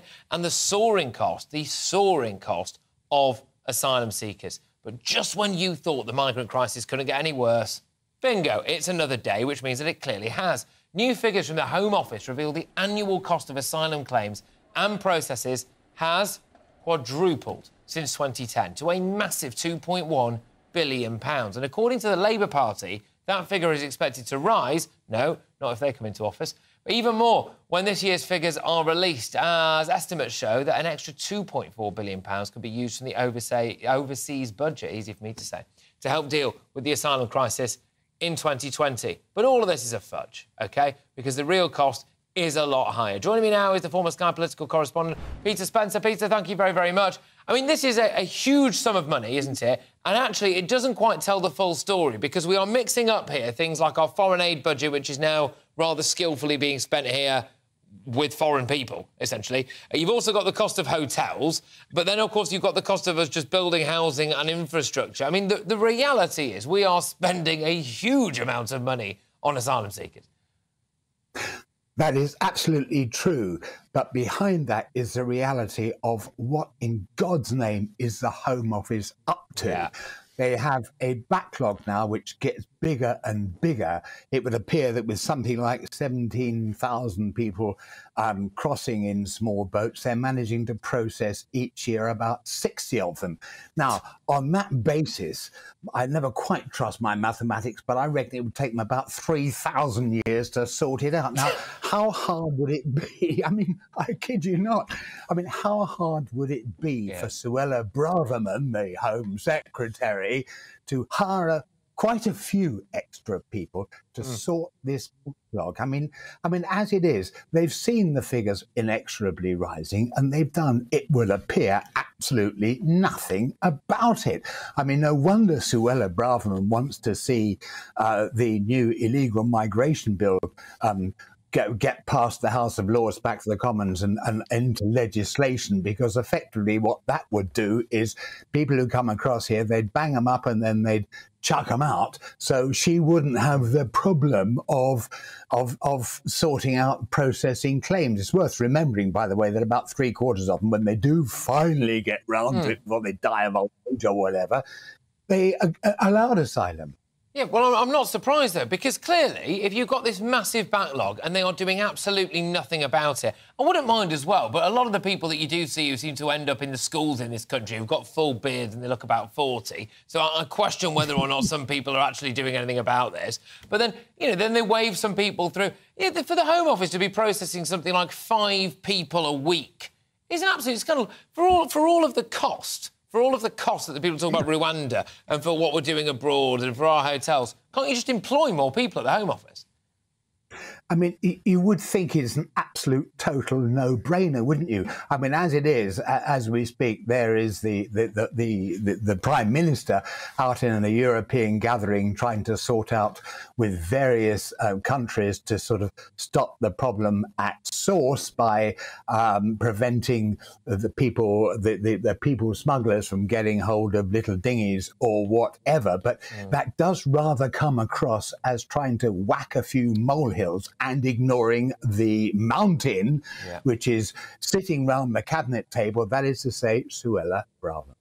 And it is symptomatic, I think, of where we are as a country right now, which is we wait for a problem to arrive and become ingrained, and then we try and sort it out, as opposed to maybe getting ahead of that problem. So we've got this thing now about, oh, well, look, we're deporting several Albanian criminals, and we've managed to stop Albanians coming over. Well, that's all right, but we did allow Albanian gangs to grip our streets here, and they are not going anywhere, the vast majority of those people. And we say, oh, well, gosh, you know, we've got to put them in hotels because we haven't been building enough houses for absolutely years. Oh, we're just now getting involved with Bulgaria and Turkey to try to stop the boats actually arriving at Calais. I mean, these are all problems now that we are dealing with, or that we should have been dealing with to preempt it, no?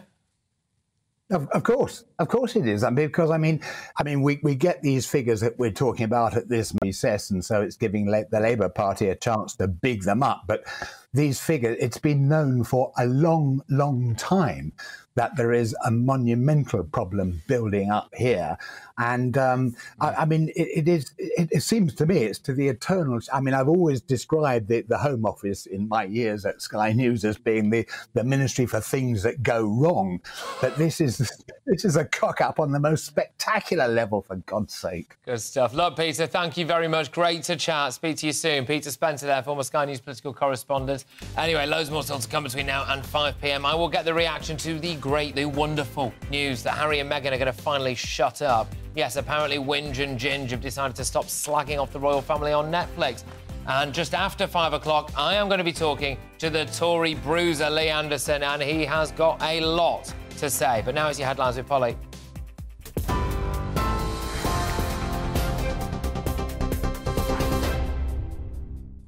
Patrick, thank you. The top stories on GB News this hour. The Prime Minister says the government is confident in its position as the deadline has passed to respond to the COVID inquiry's demand for full disclosure of Boris Johnson's private messages and papers. Rishi Sunak has been speaking in Moldova ahead of the deadline to release the former Prime Minister's messages. The Cabinet Office previously argued the material was irrelevant and claimed it didn't have to reveal it. But last night, the former Prime Minister, Mr Johnson, handed it over and urged the government to pass it on. Well, I think it's really important that we learn the lessons of COVID so that we can be better prepared in the future. And we're doing that in a spirit of rigour, but also transparency and candour.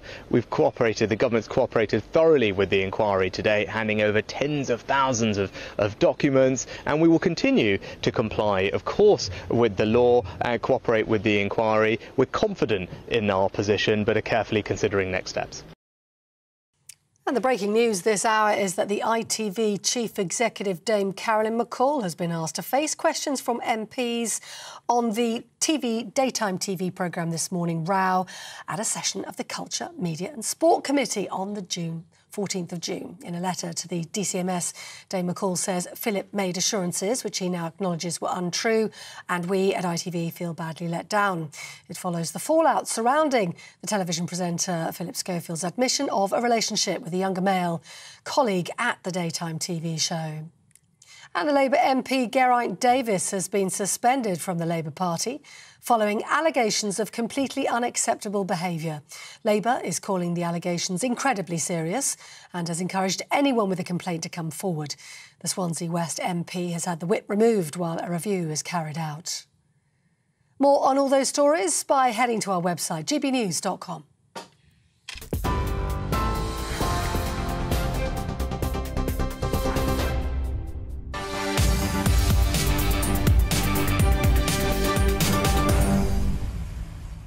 Well, Prince Harry and Meghan are reportedly going to spare us any further fly-on-the-wall documentaries. Not that there can be much more that they haven't told us. And are going to focus on being behind the cameras instead. Hopefully really far behind the cameras, somewhere in a padded room, possibly at a locked facility.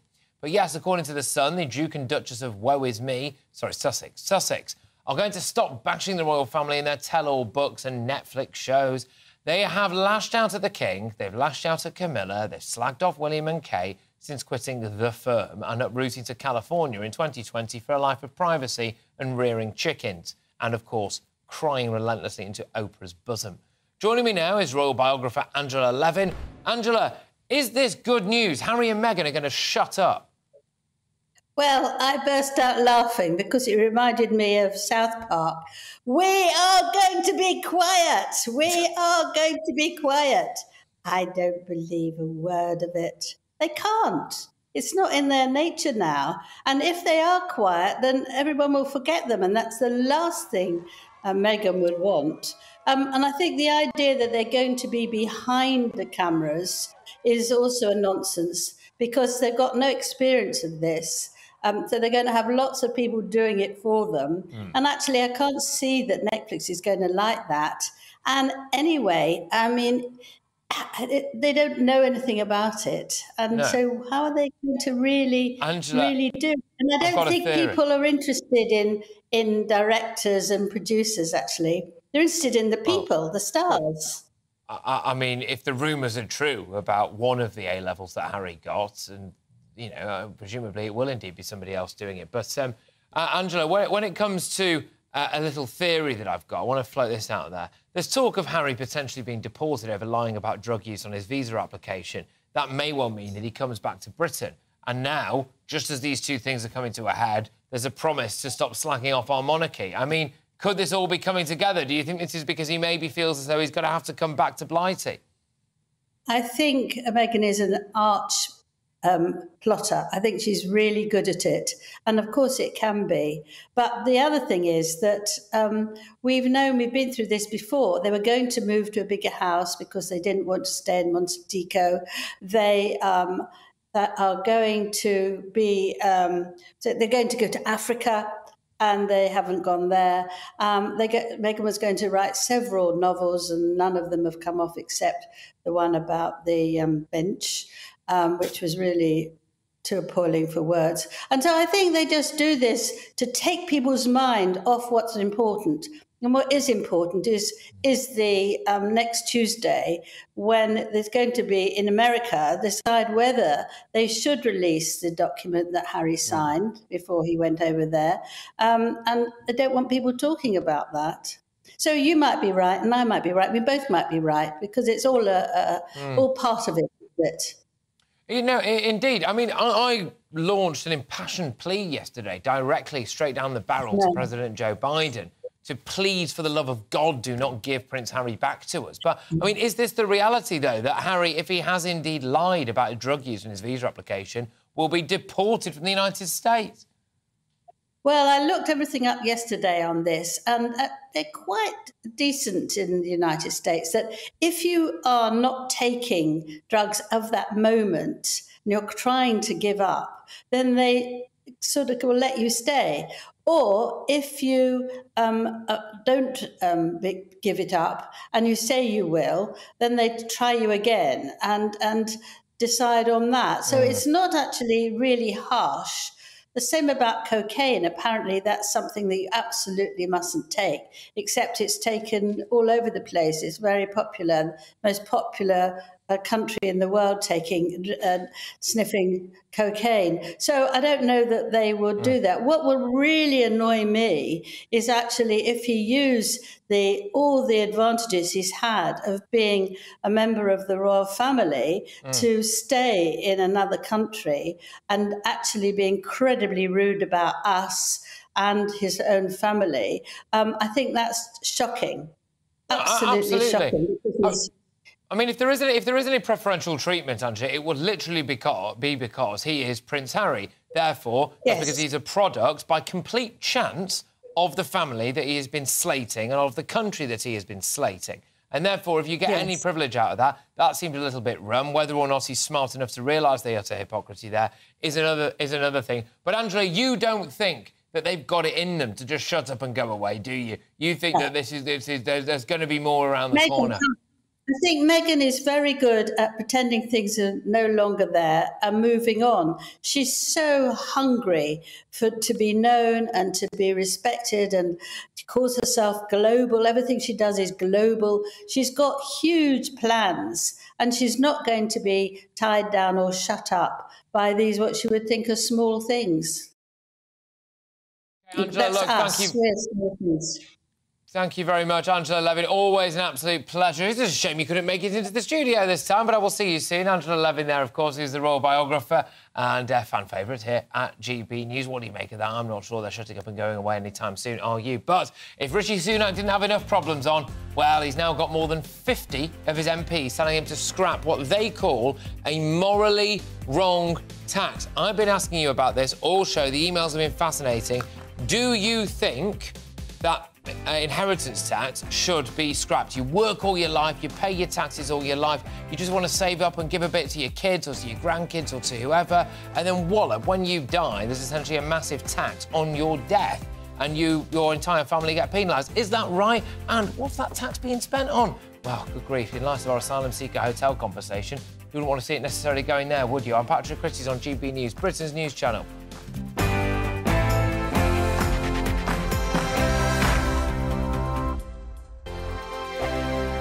It's all about family, being in people's living rooms, all the interaction and getting to know who our viewers and listeners are. When I was young, my dad used to say, "Nah, stop arguing." I wanted an outlet that would enable me to give my opinion. People are going through a really hard time right now, and I know that you don't feel like you're being listened to by the establishment. I came to GB News because it's the People's Channel, and I want the audience to have their say on the events of the day. We're dynamic. We do something different. Democracy shows that the wisdom of the nation is in its people. I get to travel to find out what the story is from a personal perspective. The British people aren't fools. We know when we're not being told the full story. We've got to work out how Britain moves forward from this. It's the best country in the world. The establishment had their chance. Now we're here to represent your views. Britain's watching. Britain's watching. Britain's watching. We're proud to be GB News. The People's Channel. Britain's news channel.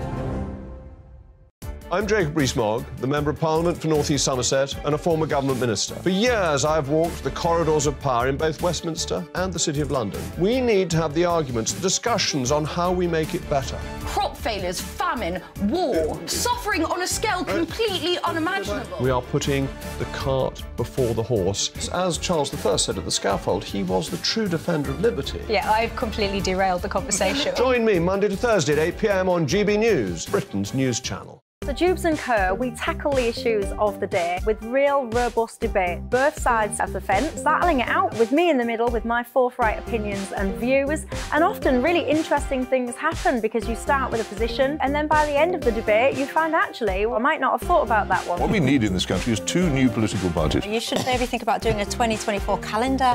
I'm Michelle Dewberry and I'm keeping you company right through until 7 o'clock this evening. GB News, the People's Channel, Britain's watching.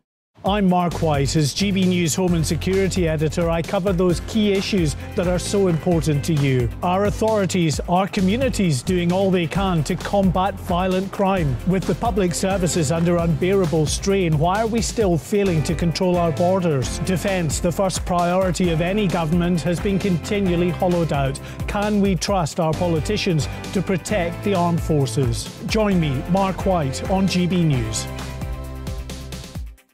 Monday to Thursday, 9 p.m. till 11 p.m. Join me, Dan Wootton. I'll bring you the sharpest takes and hottest debates. Do you not believe in prison? I don't believe in prisons. I'm completely stunned. I guarantee you there'll be no spin, no bias, no censorship. I actually was personally quite offended by it. And no reason to go to bed. So I guess they've always been quite woke. That's Dan Wootton tonight on TV, radio and online. Monday to Thursday from 9 p.m. till 11 p.m. on GB News. The People's Channel, Britain's news channel. You've probably seen politicians interviewed 1,000 times, but we do it differently. We find out who they really are, we don't shout, we chat, and hopefully we bring a bit of light, not just heat. Did you know Kate Moss? Apparently. Do you have a pair of jeans or a pair of jeans? No, of course I don't. What would I do with them? My friends are like, oh my God, what's she doing now? Join me every Sunday at 6 for Gloria Meets, only on GB News, the People's Channel, Britain's news channel. This is Boston, or at least a part of it anyway. What we voted for has backfired. You don't see many locals about anymore. Do you feel as though you've got what you asked for?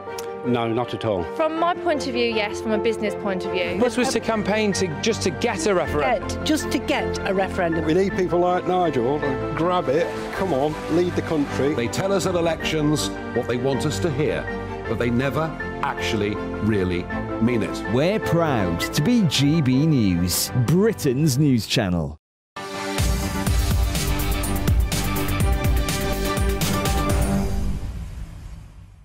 Well, that phrase, go woke, go broke, kind of applies a little bit to the RAF. But I'm just going to say as well, it's not long now until I am joined by the ever-popular Tory MP, Deputy Chair, of course, Lee Anderson. That's going to be box office stuff. There's a lot to get stuck into with Lee Anderson. Now, white men seeking to join the Royal Air Force were described as useless white male pilots in leaked emails that exposed the pressure placed on recruitment officers to improve diversity.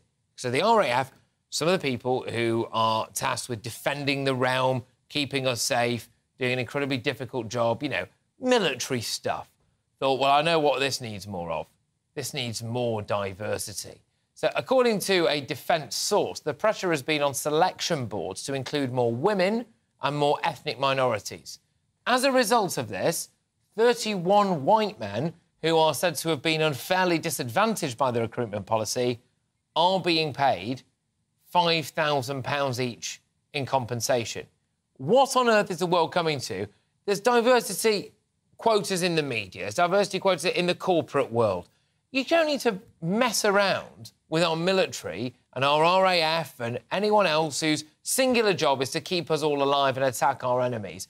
Personally, I couldn't care less whether or not every single person flying the planes that managed to blow up a load of Russian tanks or whatever happened to all come from Eton, or whether or not they all come from somewhere else. I really don't care. Why do we have to have quotas? And what happened, apparently, is that these people who just very innocently applied to try to do their duty and put their lives on the line for you and I were unfairly disadvantaged. They had their recruitment process held up. I mean, good grief. Now they're going to be paid £5,000 each. I suspect that should be much higher.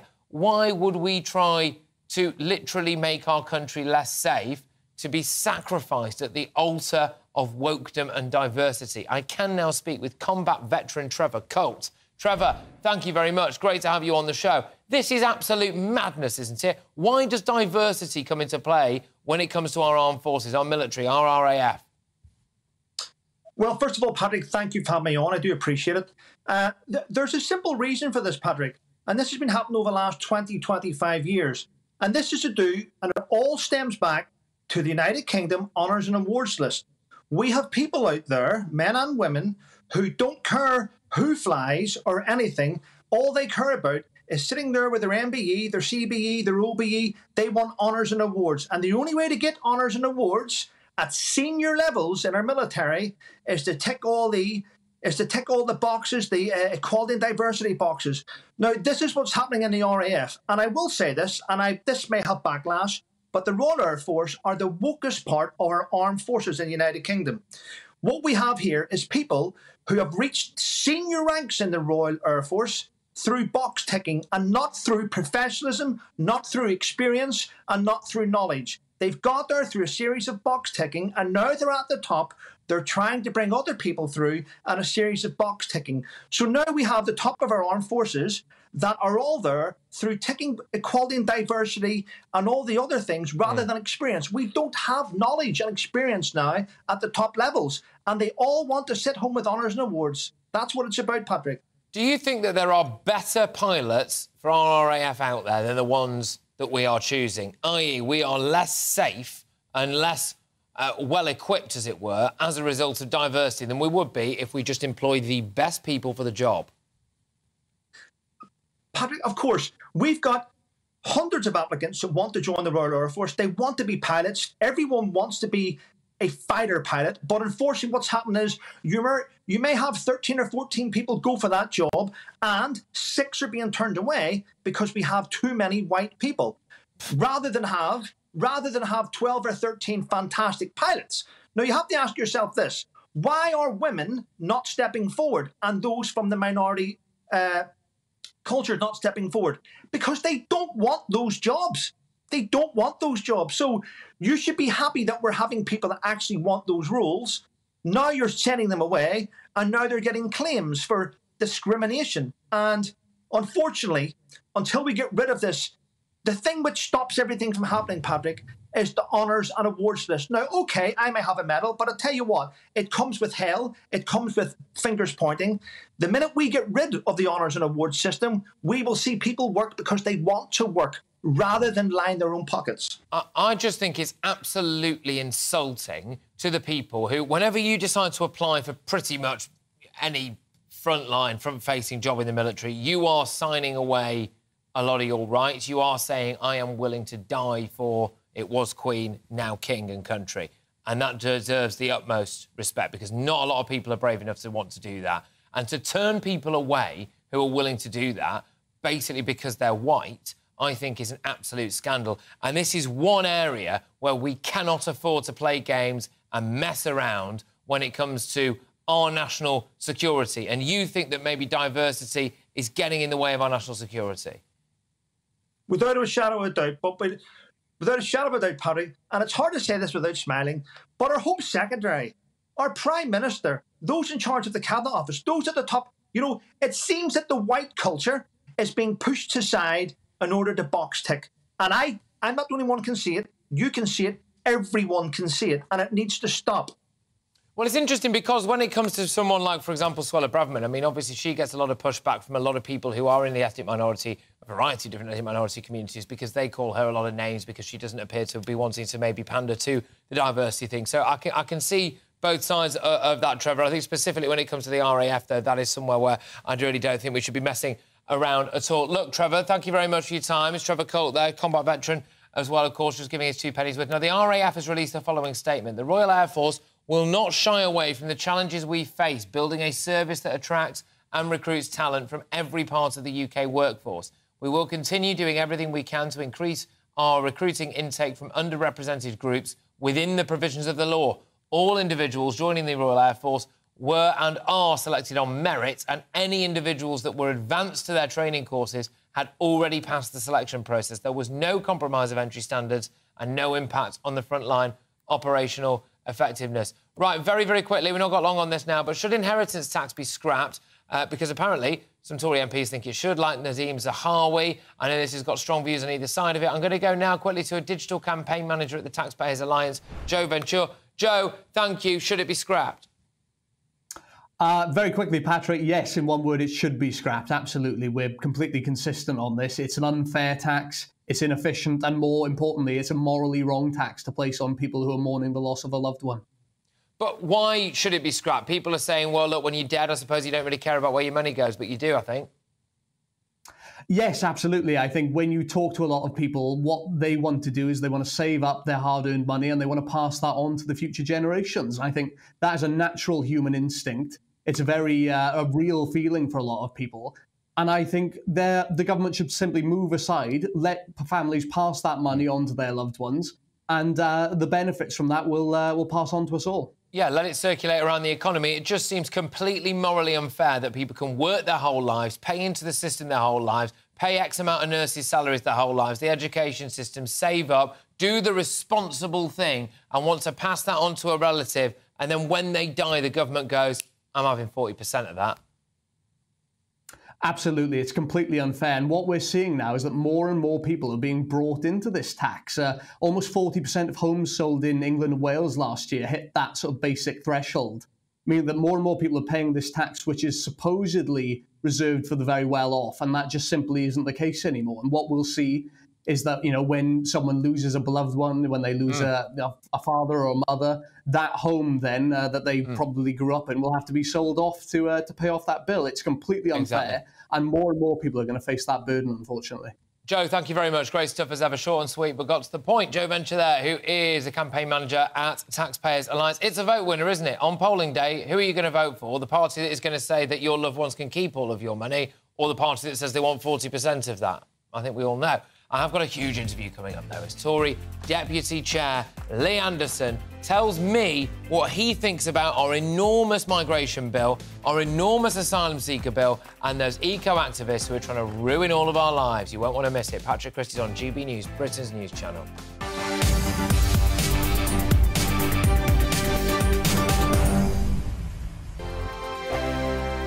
First and foremost, I'm a GB News fan, and I was before I was working here. Just love the fact that we're asking the questions that a lot of establishment media won't ask. With a bit of a twist, we not only want to inform you, but we want to keep you entertained. It's worth the drive because you get in and the team's all ready and waiting, they're itching to go, and it's a proper little family. GB News is the People's Channel. It's the audience that makes the programme sing. We're giving our viewers and our listeners a voice. I see the thousands of your letters, tweets, emails, you name it, coming in. Britain is broken.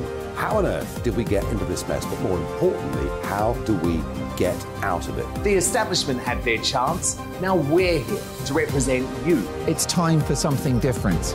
It's time for GB News. I'm very patriotic. I believe in Britain. Our best days lie ahead. Britain's watching. Britain's watching. Join us here on GB News. The People's Channel. Britain's news channel.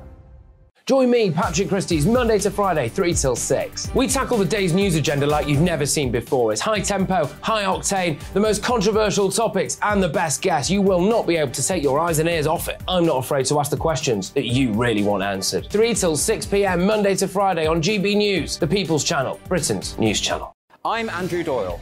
Join me at 7 o'clock every Sunday night for Free Speech Nation, the show where I tackle the week's biggest stories in politics and current affairs with the help of my 2 comedian panellists and a variety of special guests. Free Speech Nation, Sunday nights from 7 on GB News, the People's Channel, Britain's news channel.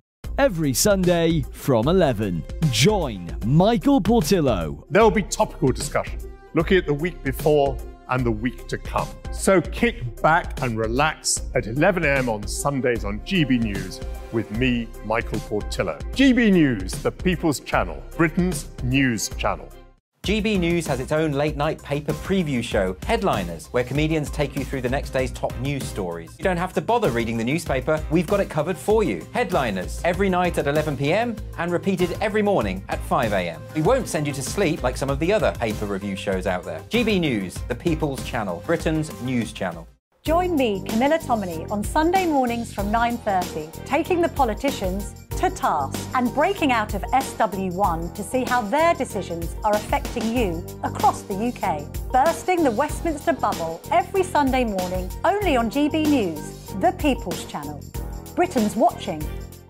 Monday to Thursday nights on GB News. At 6, it's Dubes & Co. 7 o'clock, Farage. At 8, join Jacob Rees-Mogg. And at 9, Dan Wootton Tonight, followed by Headliners. On TV, radio and online. This is GB News. Westminster is going around in ever-decreasing circles, followed by the media. Britain is broken. How on earth did we get into this mess? But more importantly, how do we get out of it? Join me at 7 p.m, Mondays to Thursdays on Farage. Here on GB News, we will have open, rational debate.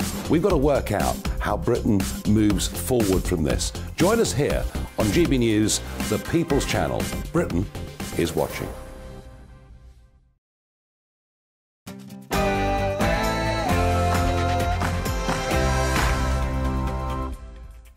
Good evening, it's 5 p.m, it's Patrick Christys, it's GB News, and you are about to be treated to Lee Anderson's formidable presence right here on this show. He's going to be covering all bases. Our record asylum seeker bill of £2.1 billion.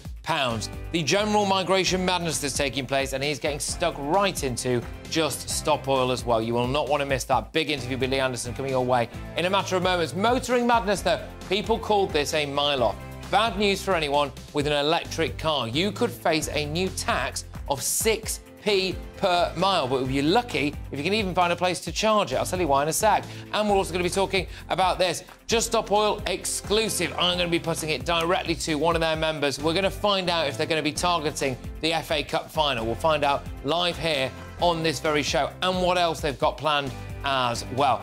And war on woke films. That's right. Hollywood critics are finally biting back on these ridiculous diversity pushes and the changing of historical characters that we're seeing relentlessly now in Hollywood films. Not just in Hollywood films, is it? Have you seen The iPlayer recently? So we'll be talking about all of that. And as well, as you all know, of course, I am raising money for the mental health charity Mind. I'm going to be doing the Dream Boys on the 28th of June in Bromley in Kent, and the charity link there is justgiving.com/fundraising/Challenge Christys. Thank you to everyone who's already donated. We're nearly at £55,000. Come on, people, I'm going to humiliate myself with this, so please give us a few quid. justgiving.com/fundraising/Challenge Christys.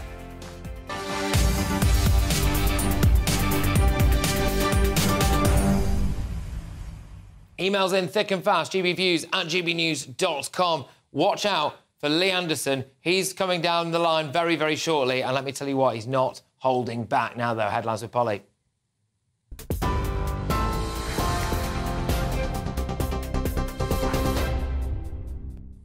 Patrick, thank you. The top stories this hour. The Prime Minister says the government is confident in its position as the deadline has passed an hour ago to respond to the COVID inquiry's demand for full disclosure of the former Prime Minister Boris Johnson's private messages and papers.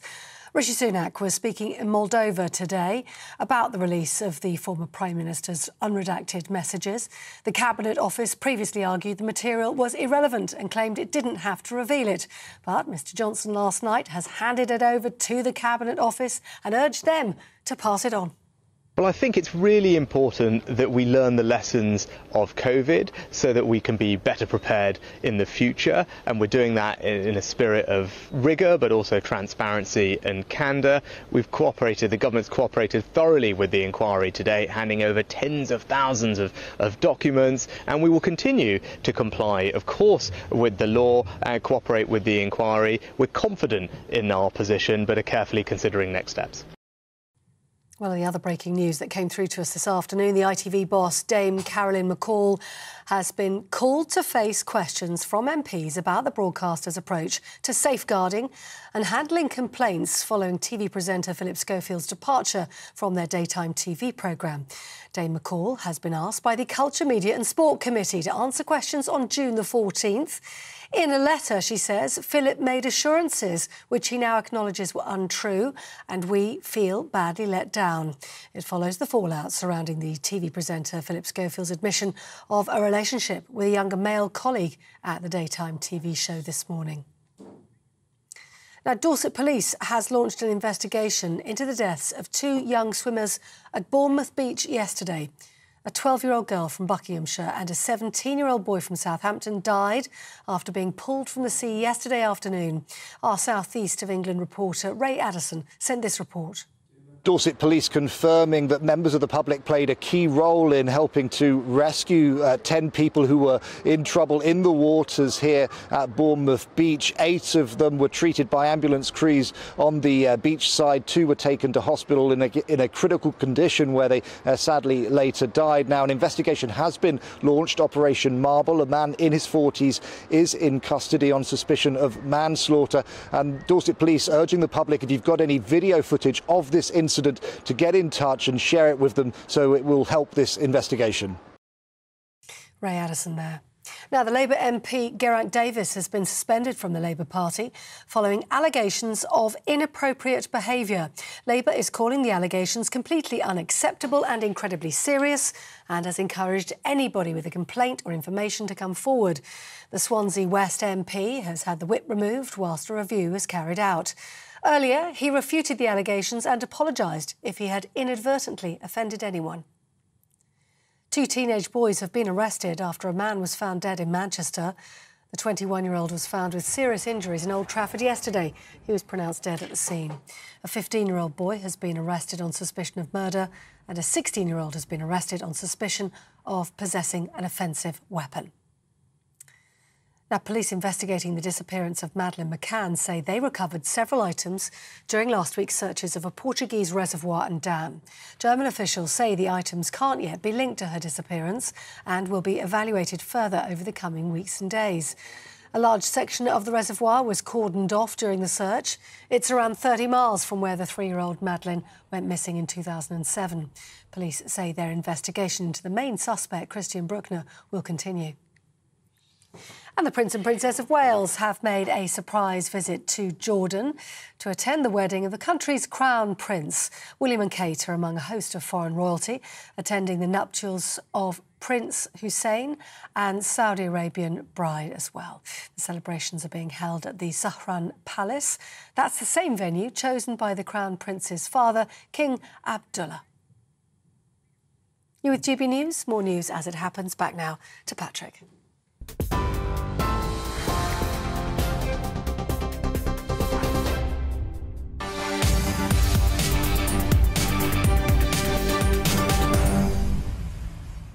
OK, busy final hour, people. We are going to be talking to Lee Anderson. We're also going to be talking about Just Stop Oil, trying to getting the inside scoop there on whether or not they are going to disrupt the FA Cup final. They held up Nigel Farage getting to Lords today, which absolutely unacceptable. They tried to ruin Nigel Farage's day, so no doubt he will be absolutely steaming mad later for his show. We're also, of course, going to be talking about the fact that Hollywood is now biting back when it comes to woke, needless diversity in films. I think I can all agree that we're all sick of it, aren't we, really? But I just wanted to have a chat with you about another issue that I know gets you all very hot under the collar.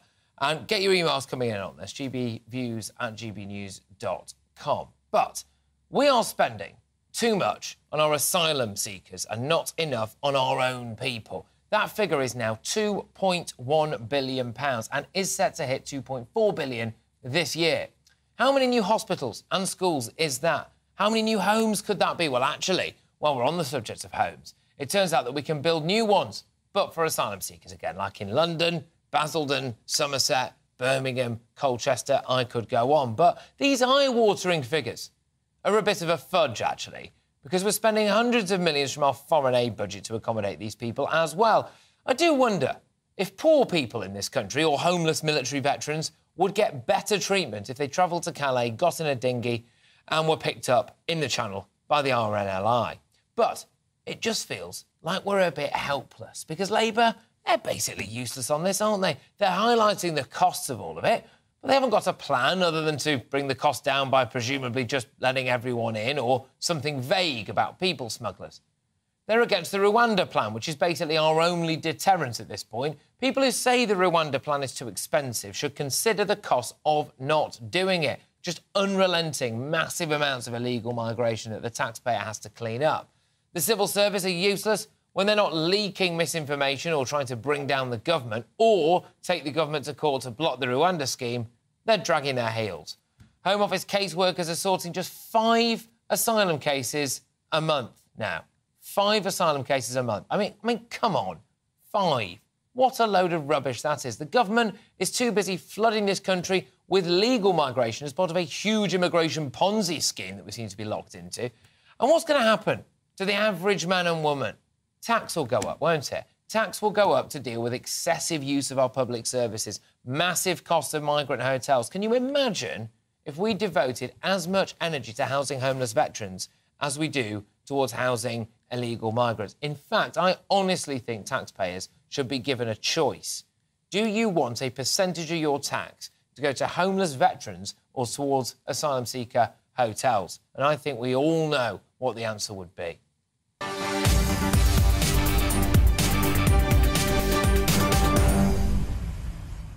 GBviews at gbnews.com. Those are my views. Get yours coming in. But now to talk about this and other issues, I'm delighted to say I am joined by the Conservative Party's Deputy Chairman and friend of this parish as well. It's Lee Anderson. Lee, thank you very much. £2.1 billion a year, and the rest, by the way, on asylum seekers. What about the people we've already got here? Well, Patrick, let me correct you. Once again, my friend, they're not asylum seekers. These are economic illegal migrants crossing the channel in their thousands every single month. You will know that I went to Calais a few months back and visited one of these camps where the migrants were quite open. They were not asylum seekers. They were abusing the asylum laws in our country to get here and make a better life for themselves. They were all young men. We saw no women, children or families. It was just young men from either Sudan or Eritrea. And the two words they kept saying over and over again were El Dorado. They're coming here because they think they're going to get a better life. I can't fault them for that. But let's just put this nonsense to one side that they are genuine asylum seekers, because the vast majority of them are illegal migrants abusing our asylum system. And you're quite right what you said just before I came on there. This money could be better spent. I actually detest my tax. Now, I pay a lot of tax. You probably pay a lot more than me, Patrick. I detest my tax being paid to house these economic illegal migrants. It should go, this money should be spent in our country on our own people. I couldn't agree with you more on that. I've got to ask, though, I mean, are we actually aiding and abetting human traffickers? Because we're giving them this life, aren't we? I did a big report yesterday. In Greece, sometimes they get put in squalid camps on islands, and then they're not really given any access to public services. Shock horror, they don't fancy staying there. In France, they're in tents around the Calais area. Well, they don't really fancy staying there. Over here, you get a 4-star hotel and a new home at some point and full access to our public services. Are we actually aiding and abetting these human traffickers? We're the final end of their business, aren't we?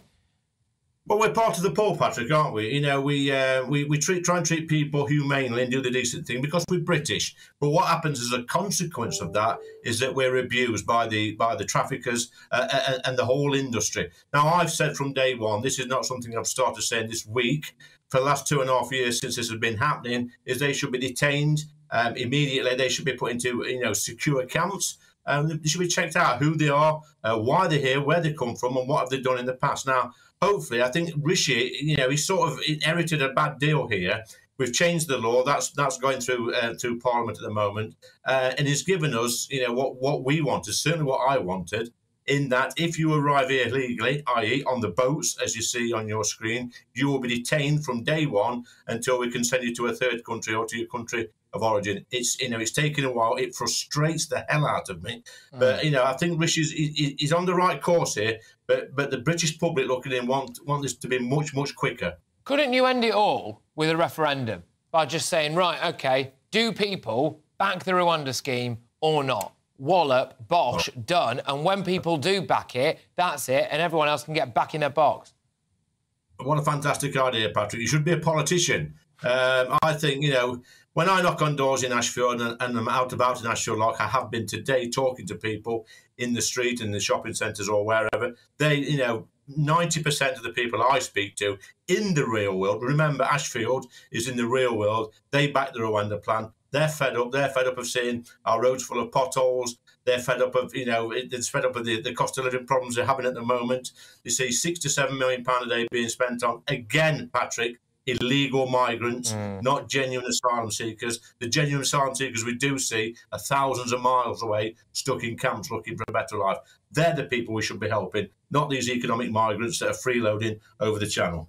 Yeah, no, indeed. And as well, a lot of the people who are coming over the channel now are not from countries where there's any kind of war going on, as you've been alluding to. And given the fact that we've had net migration figures that are absolutely at record levels as well, I refuse to believe that it's that difficult to get here legally, which implies, to coin a phrase of Donald Trump's here, that the people coming over the channel, well, they're not sending their best, are they? Because if they were going to actively contribute to our economy, they'd be able to apply for migration legally. And yet here we are saying that they can come and we're just accepting people who aren't going to actually help our economy at all, and we're expected to turn a blind eye to that.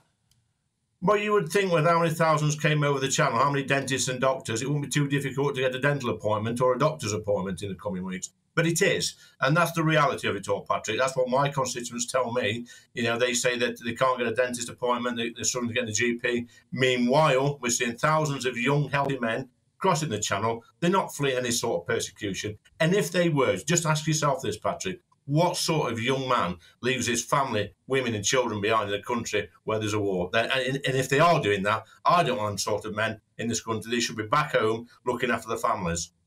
I mean, you raise a good point, and I think maybe people need to raise that point a little bit more. You also, of course, went to Calais. I spoke to you a bit at the time there, and I'd just like you to describe again what you saw, because there are some of these groups like Care for Calais who don't care to comment on stuff like this very often, but they appear to be caring rather too much for some asylum seekers, don't they? Well, they're not caring for Great Britain, Patrick. That is a fact. Yes, I was in Calais, and I did speak to you when I was there. And these so-called charities, the do-gooders, are part of the problem. They are just as bad, in my honest opinion, as the actual people smugglers, because they're sort of encouraging young men to come. They're feeding them, clothing them, and equipping them with the life skills they need to come to the UK. They're teaching them how to speak English. And the Care for Calais charity, and this is a charity, by the way, that's fighting the Rwanda flights. These are them waiting for these young men in the hotels to walk them through the asylum process, which is, as we know, broken. So they are not part of the solution, they're part of the problem.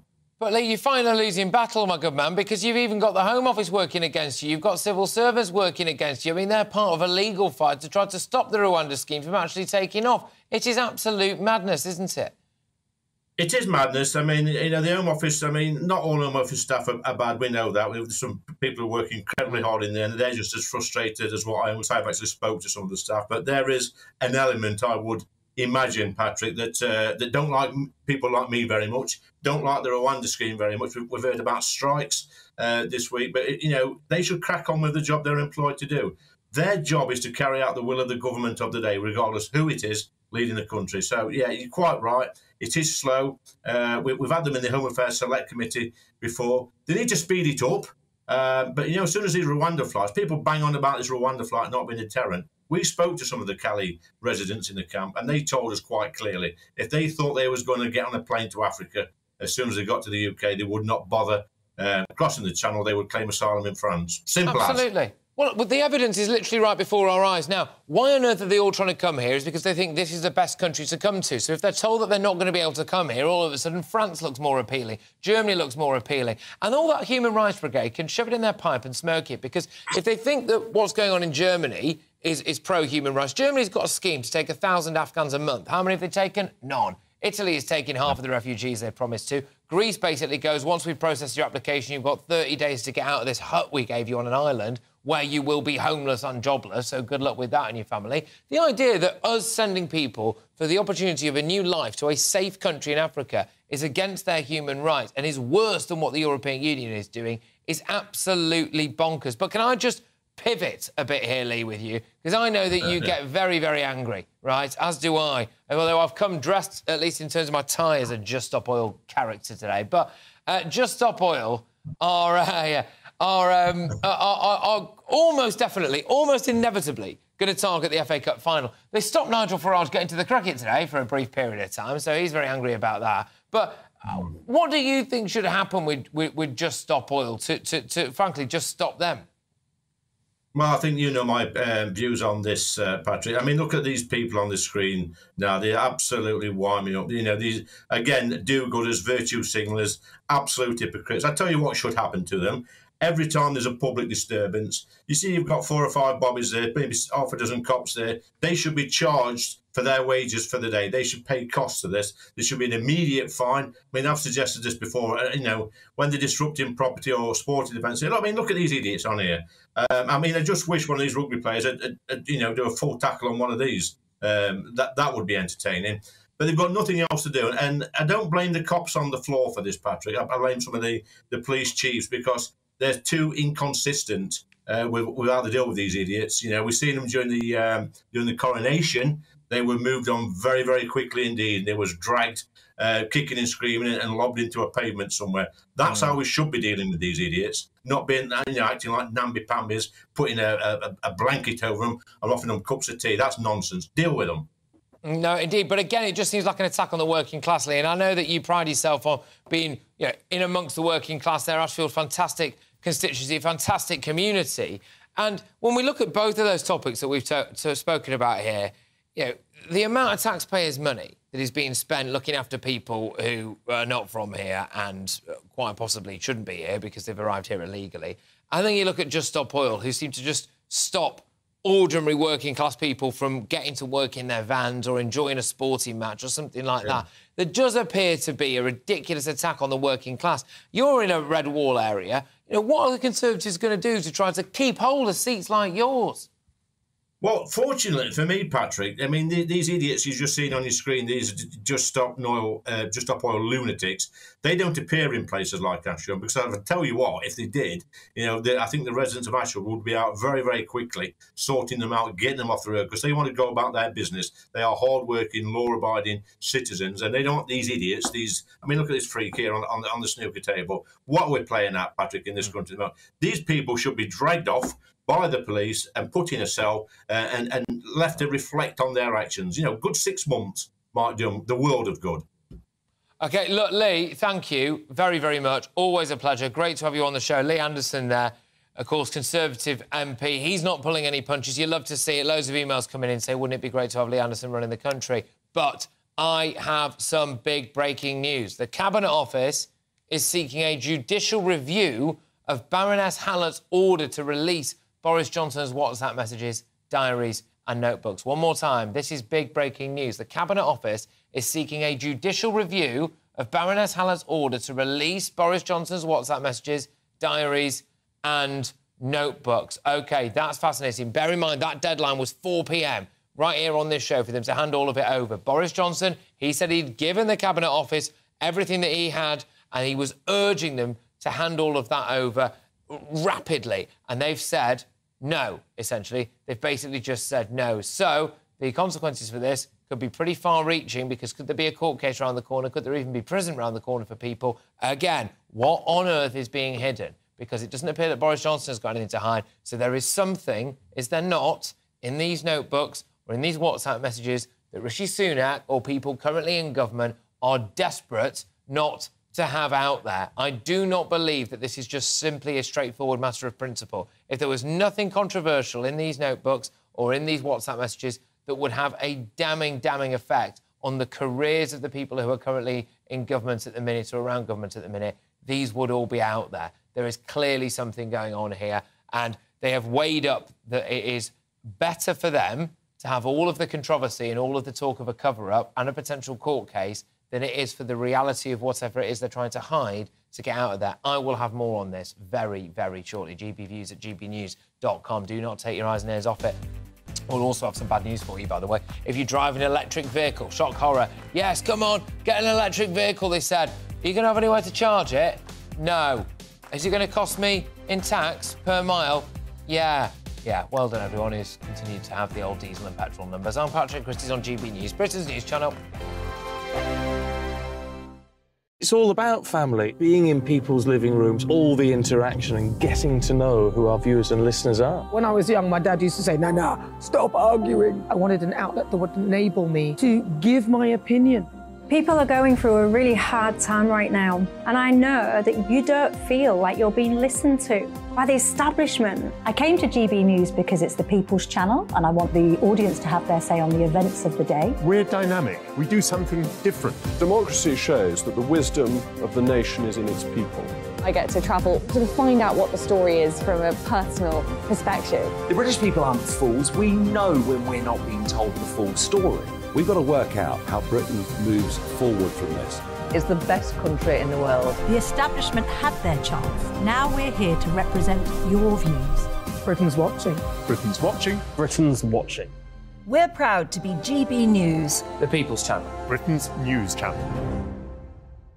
I'm Jacob Rees-Mogg, the Member of Parliament for North East Somerset and a former government minister. For years, I've walked the corridors of power in both Westminster and the City of London. We need to have the arguments, the discussions on how we make it better. Crop failures, famine, war, suffering on a scale completely unimaginable. We are putting the cart before the horse. As Charles I said at the scaffold, he was the true defender of liberty. Yeah, I've completely derailed the conversation. Join me Monday to Thursday at 8 p.m. on GB News, Britain's news channel. So Dubes & Co, we tackle the issues of the day with real, robust debate. Both sides of the fence, battling it out with me in the middle with my forthright opinions and views. And often really interesting things happen because you start with a position and then by the end of the debate you find actually, well, I might not have thought about that one. What we need in this country is 2 new political parties. You should maybe think about doing a 2024 calendar. I'm Michelle Dewberry and I'm keeping you company right through until 7 o'clock this evening. GB News, the People's Channel, Britain's watching. I'm Mark White. As GB News Home and Security Editor, I cover those key issues that are so important to you. Our authorities, our communities doing all they can to combat violent crime. With the public services under unbearable strain, why are we still failing to control our borders? Defence, the first priority of any government, has been continually hollowed out. Can we trust our politicians to protect the armed forces? Join me, Mark White, on GB News. Monday to Thursday, 9 p.m. till 11 p.m. Join me, Dan Wootton. I'll bring you the sharpest takes and hottest debates. Do you not believe in prison? I don't believe in prison. I'm completely stunned. I guarantee you there'll be no spin, no bias, no censorship. I actually was personally quite offended by it. And no reason to go to bed. So I guess they've always been quite woke. That's Dan Wootton tonight on TV, radio and online. Monday to Thursday from 9 p.m. till 11 p.m. on GB News. The People's Channel, Britain's news channel. You've probably seen politicians interviewed 1,000 times, but we do it differently. We find out who they really are, we don't shout, we chat, and hopefully we bring a bit of light, not just heat. Did you know Kate Moss? Apparently. Do you have a pair of jeans or a pair of jeans? No, of course I don't. What would I do with them? My friends are like, oh my God, what's she doing now? Join me every Sunday at 6 for Gloria Meets, only on GB News, the People's Channel, Britain's news channel. GB News.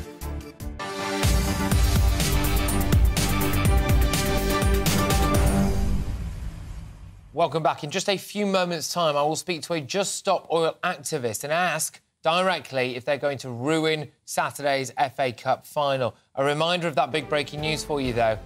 The Cabinet Office is seeking a judicial review of Baroness Hallett's order to release Boris Johnson's WhatsApp messages, diaries and notebooks. It is said in a letter to the COVID inquiry. They have quite literally decided that they are willing to run the gauntlet of public scrutiny, speculation, massive Labour opposition in order to not reveal whatever it is they are trying to hide. Bear in mind as well that Boris Johnson has said that they should reveal it all ASAP, which implies that the people with something to hide are the ones who are currently sitting in Downing Street, not the bloke who occupied it a little while ago. GBviews at gbnews.com. I will have more on that as and when we get it. Also worth noting that Christopher Hope, who was on not so long ago, has just tweeted to say that what the Labour Party could do is say, if we win the next general election, we will release everything, which would be fascinating, wouldn't it? Olivia Rutley joins me on this now, who is our political reporter. She's over here, though. Yep, there we go. And Olivia, what is the latest, please? Yes, so the government has decided to seek a judicial review to try and avoid handing over these documents in their unredacted form to the COVID inquiry. Now, it seems quite possible that the government will lose. Multiple eminent lawyers have said that the government has a pretty weak case, given the wide remit that Lady Hallett has been given in the COVID inquiry. So, well, what would happen then? I mean, according to the way the law works, is that if the COVID inquiry wants to summon a witness and the witness refuses to come and they don't have a legal case, the judicial review falls through, then the COVID inquiry could potentially arrest the witness, in this case the Cabinet Office. Not sure if that would be Oliver Dowden, the Cabinet Secretary, or a senior civil servant. There, isn't he, Dowden? Look, Oliver, mate, come on, you've all got to do it. Just get in the back of this van, you'll be fine. I'd do it for you, Ollie. Yeah, so either Oliver Dowden or, I'm not sure who it would be, a senior civil servant in the Cabinet Office, could potentially be hauled up under arrest and forced to give their evidence to the COVID inquiry. Presumably it won't come to that. It is all getting a little bit despot African dictatorship, is it not, where you can see them with guns held to their head. Go on, talk to the inquiry, talk to the inquiry. But this is fascinating because what the Labour Party could do is say, well, when we get in, we'll just release all of this anyway. And it does absolutely smack of the fact that there is a rather large cover-up going on. And they deem... this is... Otherwise, why do it? Otherwise, why do it? They deem that whatever it is they're afraid of getting out Is that business links? Is that to do with vaccines? Is it to do with the efficacy of lockdown? Is it to do with an actual concerted attempt to stab Boris Johnson in the back and get him out? Is it to do with any of those things? They clearly feel as though that it would be worse for that to get out there than for them to go to court and for someone to do hard time. Well, possibly. The whole thing does seem a little bit strange because we are expecting the COVID inquiry to be drawn out over a number of years. So the prospect of any damaging, incriminating WhatsApps getting into the public domain anytime soon before the next election seems very slim indeed. So it does seem quite strange that the Cabinet Office are going to such lengths not to hand over this evidence. And as I say, given the very wide remit that Lady Hallett has been given, she has basically been told that she can see anything that she wants to see to complete her inquiry in the most efficient way possible. It does sound as though the government's judicial review case is very, very weak. OK, right, Olivia, hold that thought, because I believe I have a letter from the Cabinet Office. Yes, I do. OK. We consider there to be important issues of principle at stake here, affecting both the rights of individuals and the proper conduct of government. The request for unambiguously irrelevant material goes beyond the powers of the inquiry. Individuals, junior officials, current and former ministers and departments should not be required to provide material that is irrelevant to the inquiry's work.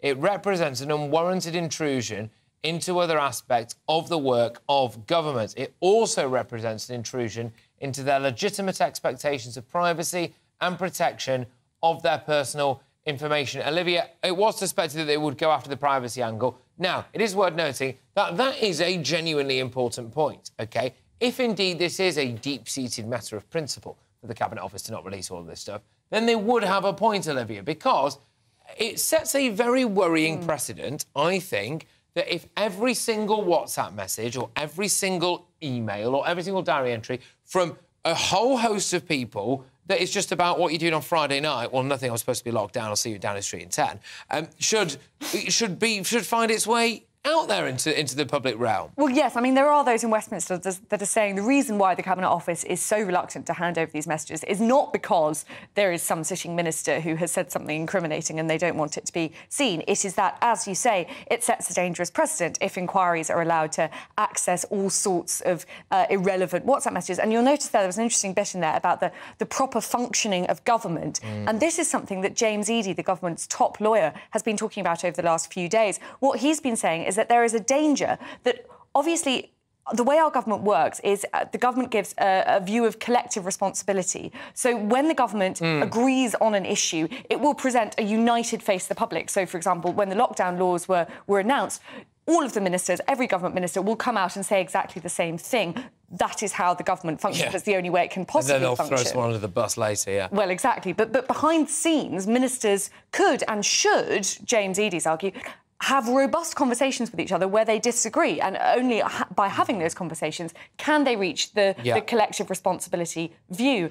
And if all of these WhatsApp messages get into the public domain, well, it might make it more difficult, if we see that Matt Hancock and Rishi Sunak, for example, were arguing over the economic impacts of lockdown, which, of course, they will have been doing. But is there a danger that in future government ministers won't want to disagree with each other in cabinet meetings because it all could come out? And obviously that could potentially hinder the proper functioning of government. You want ministers to say what they think. Oh, absolutely. Olivia, thank you. Great stuff. Olivia Utley, our political reporter. I can believe that all of this is true at the same time, that there's stuff that the current government would be terrified of coming out. OK. I can also believe that there is a deep-seated matter of principle at play here, which is that at any moment in time, if an inquiry is called or has to be called, and you realise that you've got to hand over all your personal WhatsApp information, etc., then you find yourself maybe not communicating properly with people behind the scenes. I also think that the Labour Party should be incredibly careful what they wish for here, because if they do one day find themselves in government, and if they do one day find themselves having to hold some kind of inquiry like this, then the same rules would apply for them. If this government is made to hand over absolutely everything, as humiliating as it may be, then the same would have to apply to the Labour Party going forward as well if they do win at the next general election. It's a fascinating story, this. We'll keep you up to date with it all, but there's loads more to come between now and 6 o'clock. So, Just Stop Oil. They held up the England cricket team this morning. I will ask one of their activists directly if they're going to target Saturday's FA Cup final. But first, it's your headlines with Polly.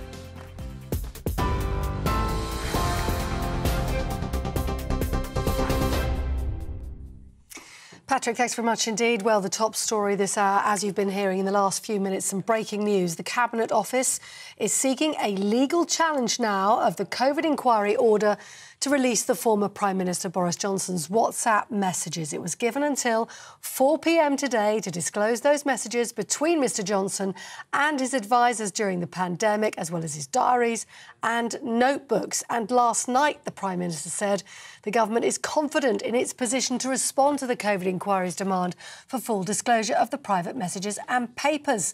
The Cabinet Office previously argued the material was irrelevant and claimed it didn't have to reveal it. But that breaking news in the last few moments, the Cabinet Office is seeking a legal challenge now of the COVID inquiry order to release those former Prime Minister Boris Johnson's WhatsApp messages and diary entries. We'll keep tabs on that for you and, of course, bring you the latest as we get it. In the meantime, Labour has received a formal complaint over the conduct of the MP Geraint Davis, who's been suspended by the party, pending an investigation into reports of serious allegations of completely unacceptable behaviour. The Swansea West MP has had the whip removed and a review is being carried out. And the ITV boss, Dame Caroline McCall, has been called to face questions from MPs about the broadcaster's approach to safeguarding and handling complaints following TV presenter Philip Schofield's departure from ITV. Dame McCall has been asked by the Culture, Media and Sport Committee to answer questions. On June the 14th, in a letter, she said Philip made assurances to ITV, which he now acknowledges were untrue. We feel badly let down, she says. It follows the fallout surrounding TV presenter Philip Schofield's admission of a relationship with a younger male colleague at the daytime TV show this morning. And lastly, the Prince and Princess of Wales have made a surprise visit to the Middle East, to Jordan, to attend the wedding of the country's crown prince, William and Kate, among a host of foreign guests at the nuptials of Prince Hussein and his Saudi Arabian bride. The celebrations are being held at the Zahran Palace. That's the same venue chosen by Crown Prince's father. More details on all those stories by heading to our website, gbnews.com.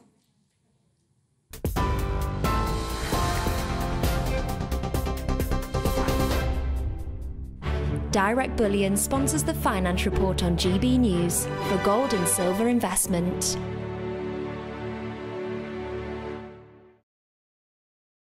How are the numbers stacking up then? Well, the pound will buy you $1.2535 today. Pound will buy you 1,661 euros. Price of gold, £1,581.31 if you fancy an ounce. And the FTSE 100 closed at 7,490 points. Direct Bullion sponsors the Finance Report on GB News, investments that matter.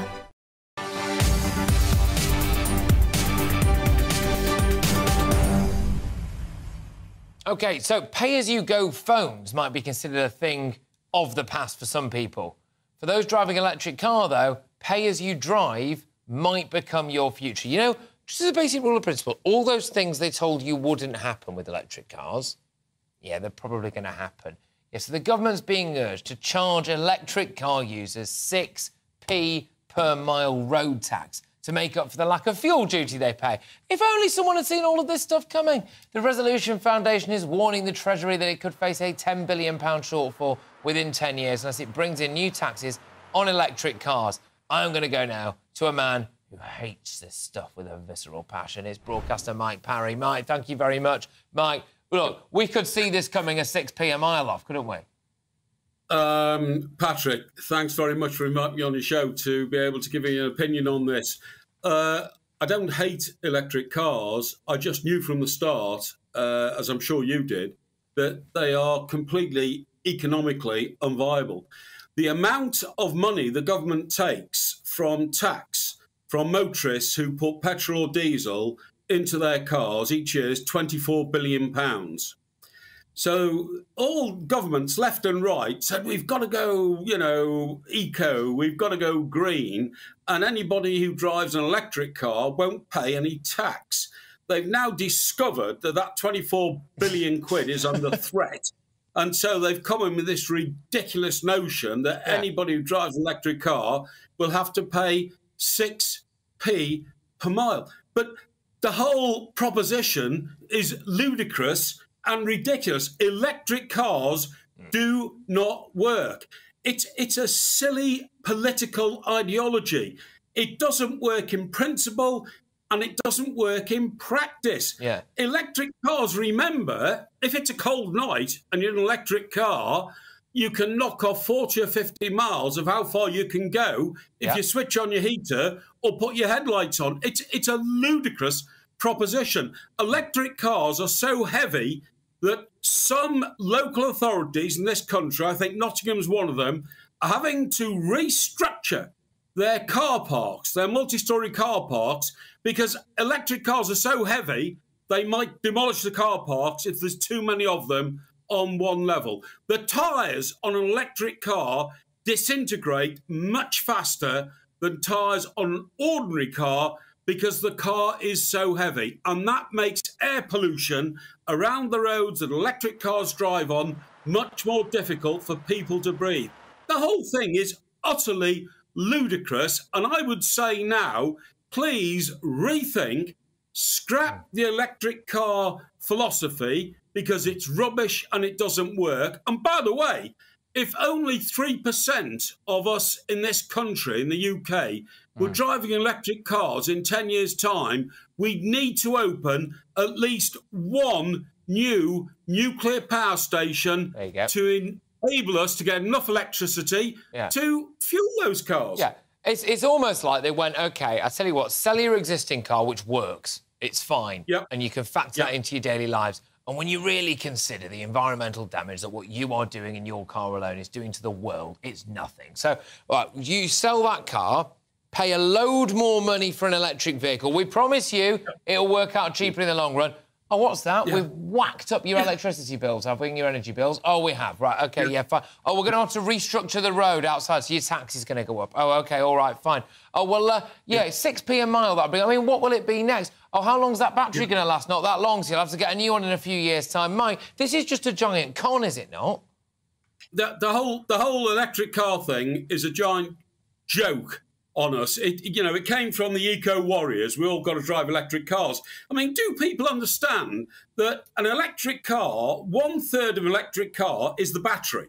So when I first bought my first car, a Vauxhall Viva, Patrick, the battery was a little square box in the front underneath the bonnet, which was used to start the engine. The battery in an electric car is the whole length of the car on 1/3 of the floor. It's so heavy that it makes potholes seem irrelevant to the weight of an electric car. It's ludicrous. And by the way, when the electric battery in an electric car runs out, you can't replace it. You have to just scrap the car. You have to scrap it. The whole thing is such a ludicrous and ridiculous proposition.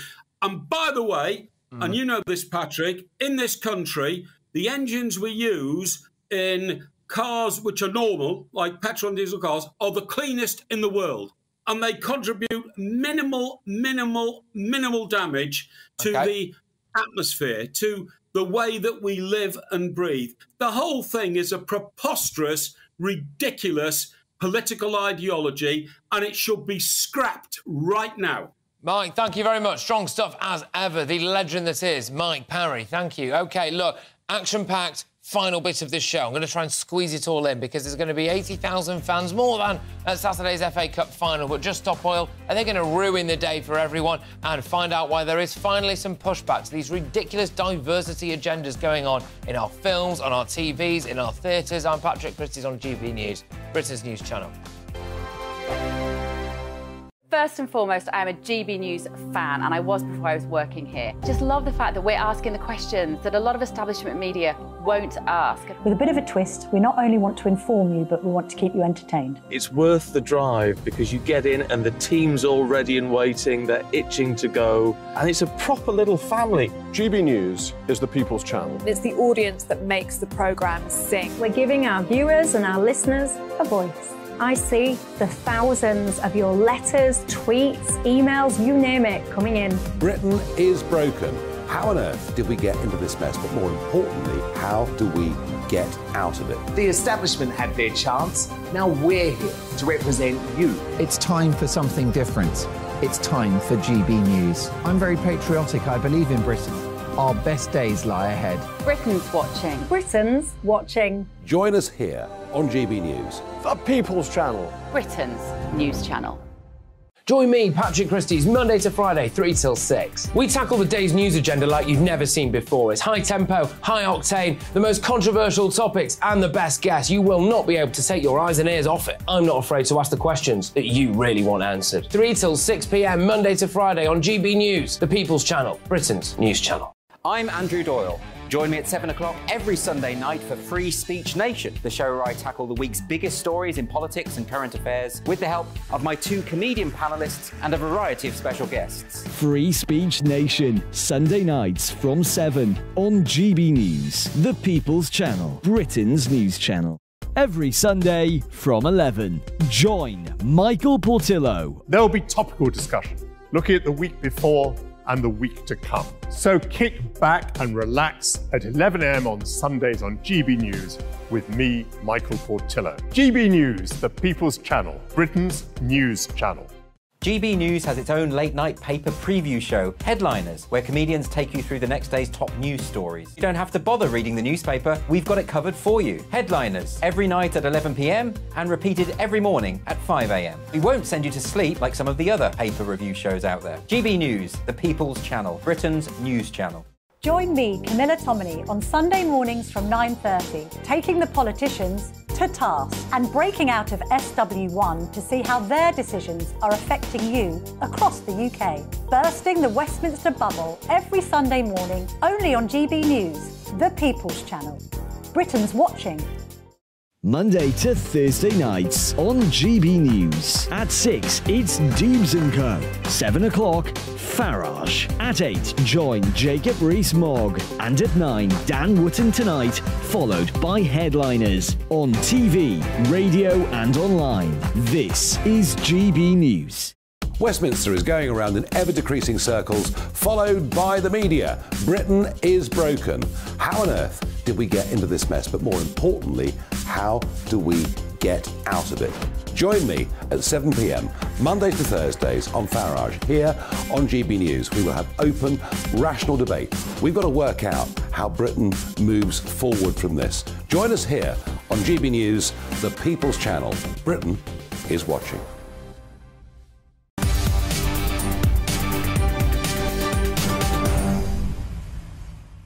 Senior police officer has said that Just Stop Oil protesters will be dealt with in a speedy and robust way if they try to disrupt this weekend's FA Cup final.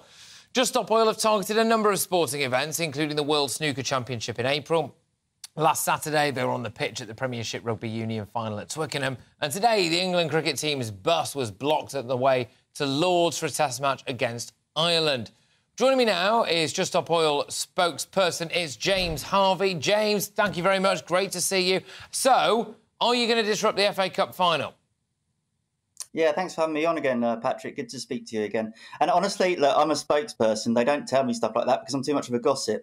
But what I will say is that, you know, any sort of disruption will stop as soon as the government stops investing in new oil and gas. The football match this weekend, I don't know. I'll tell you, I would like it if Dale Vince's team was playing, the Forest Green Rovers, because... They've been relegated, haven't they? Sorry, say again? Have they just been relegated? I don't know, actually, but he has agreed to double all donations to Just Stop Oil over the next 24 hours. So if you've got a few pence spare, I think we've raised 65 grand in the last 24 hours. Go to juststopoil.org and chuck us a few quid. Thank you very much. It's really fascinating, that, James, actually. I've managed to raise 55 grand for the mental health charity Mind, because I actually want to save some lives, whereas it appears that you want to ruin some. So there is a key difference there, I think, isn't there, really? But what would the benefit be for you of disrupting a load of working-class Mancunians from getting to watch their teams play an FA Cup final? How is that going to benefit your cause at all? Yeah, I mean, it's a really good question. People ask that all the time, but it's the principle of civil resistance, civil disobedience. And you can see the pictures there, which you're putting up, which was one of our colleagues, Sam. Everyone just thinks that guy's an absolute pillock. No one looks at that and thinks, you know what, I want to just stop oil now. They think that this guy's a complete and utter numpty.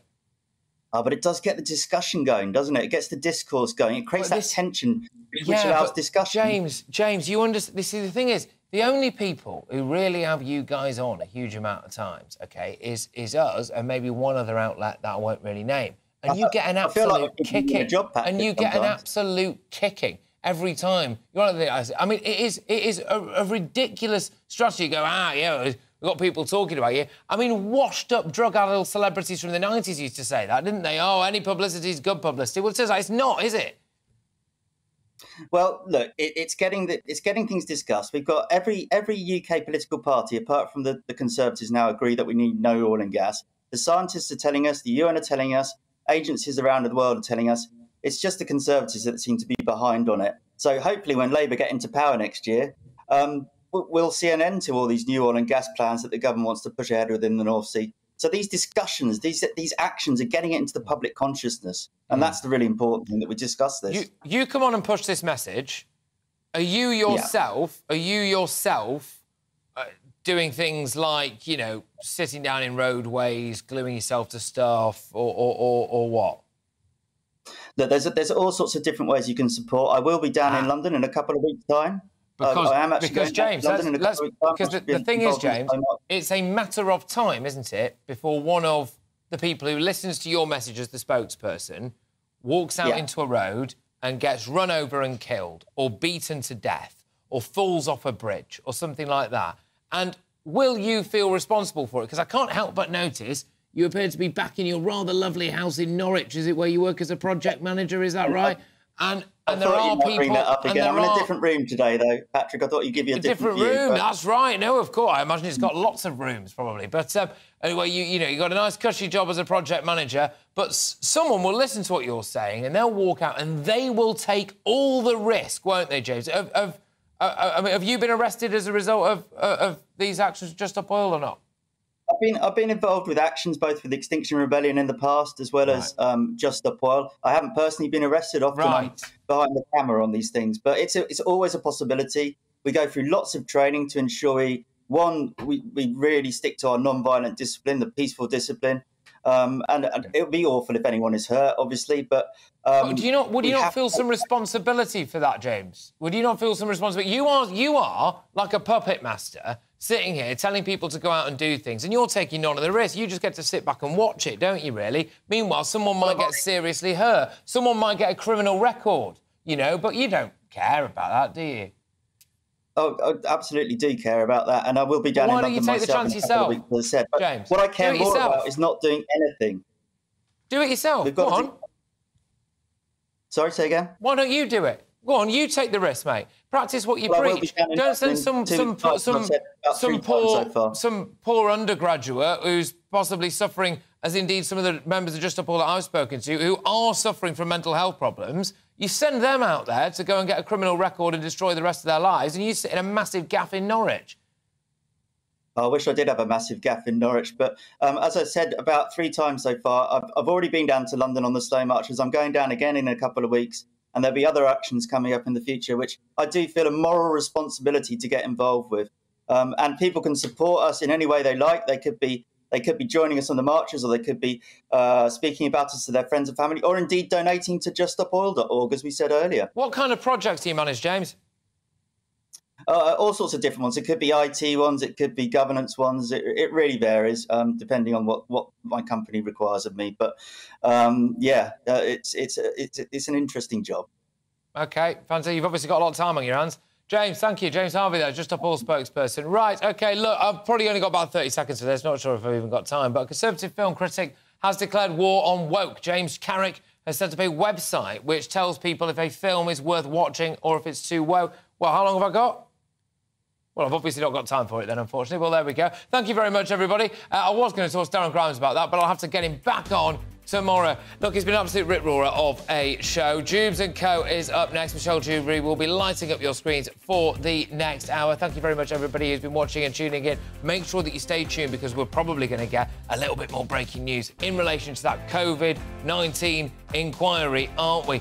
Potentially, the government, Rishi Sunak, several other people are going to find themselves in a lot of legal hot water. Thank you for everyone who's been watching and listening in, and we'll see you very shortly. Afternoon, Alex Deacon here with your latest weather update from the Met Office for GB News. The outlook is the same as it has been for most of this week. Generally dry and sunny, although it should be a sunnier day in parts of the east compared to today. High pressure continues to dominate, and that goes for the weekend as well. But around that high, the breeze continues to feed in from the North Sea. It's kept things fairly cloudy here through the day. A lot of cloud here this evening and spilling back in across the Midlands into parts of southern Scotland, eventually into East Wales as well. Where it stays clear on the west coast of Wales, the far southwest of England, Northern Ireland and much of Scotland, it will turn quite chilly with temperatures in some rural spots well down into single digits. For most where it's cloudy, we'll start Friday 8 or 9 Celsius, but we will again start with a lot of cloud. Now, I think on Friday the cloud's going to break up a little bit more. Today it broke up more than Wednesday, and I think on Friday it'll break up even more. So these eastern counties that have been so glum and so cold should be a little sunnier tomorrow. Still the likelihood of some mist on the coast, and there will still be the breeze bringing a cool feel on the coast, but it should be a little brighter at least. And in the west, that's where again we'll see the top temperatures. Not as warm as today, but still over 20 Celsius. On Friday evening, it stays fine and bright for the most part. Again, some cloud will spill back inland as we head into the weekends, so perhaps again a bit of a drab start.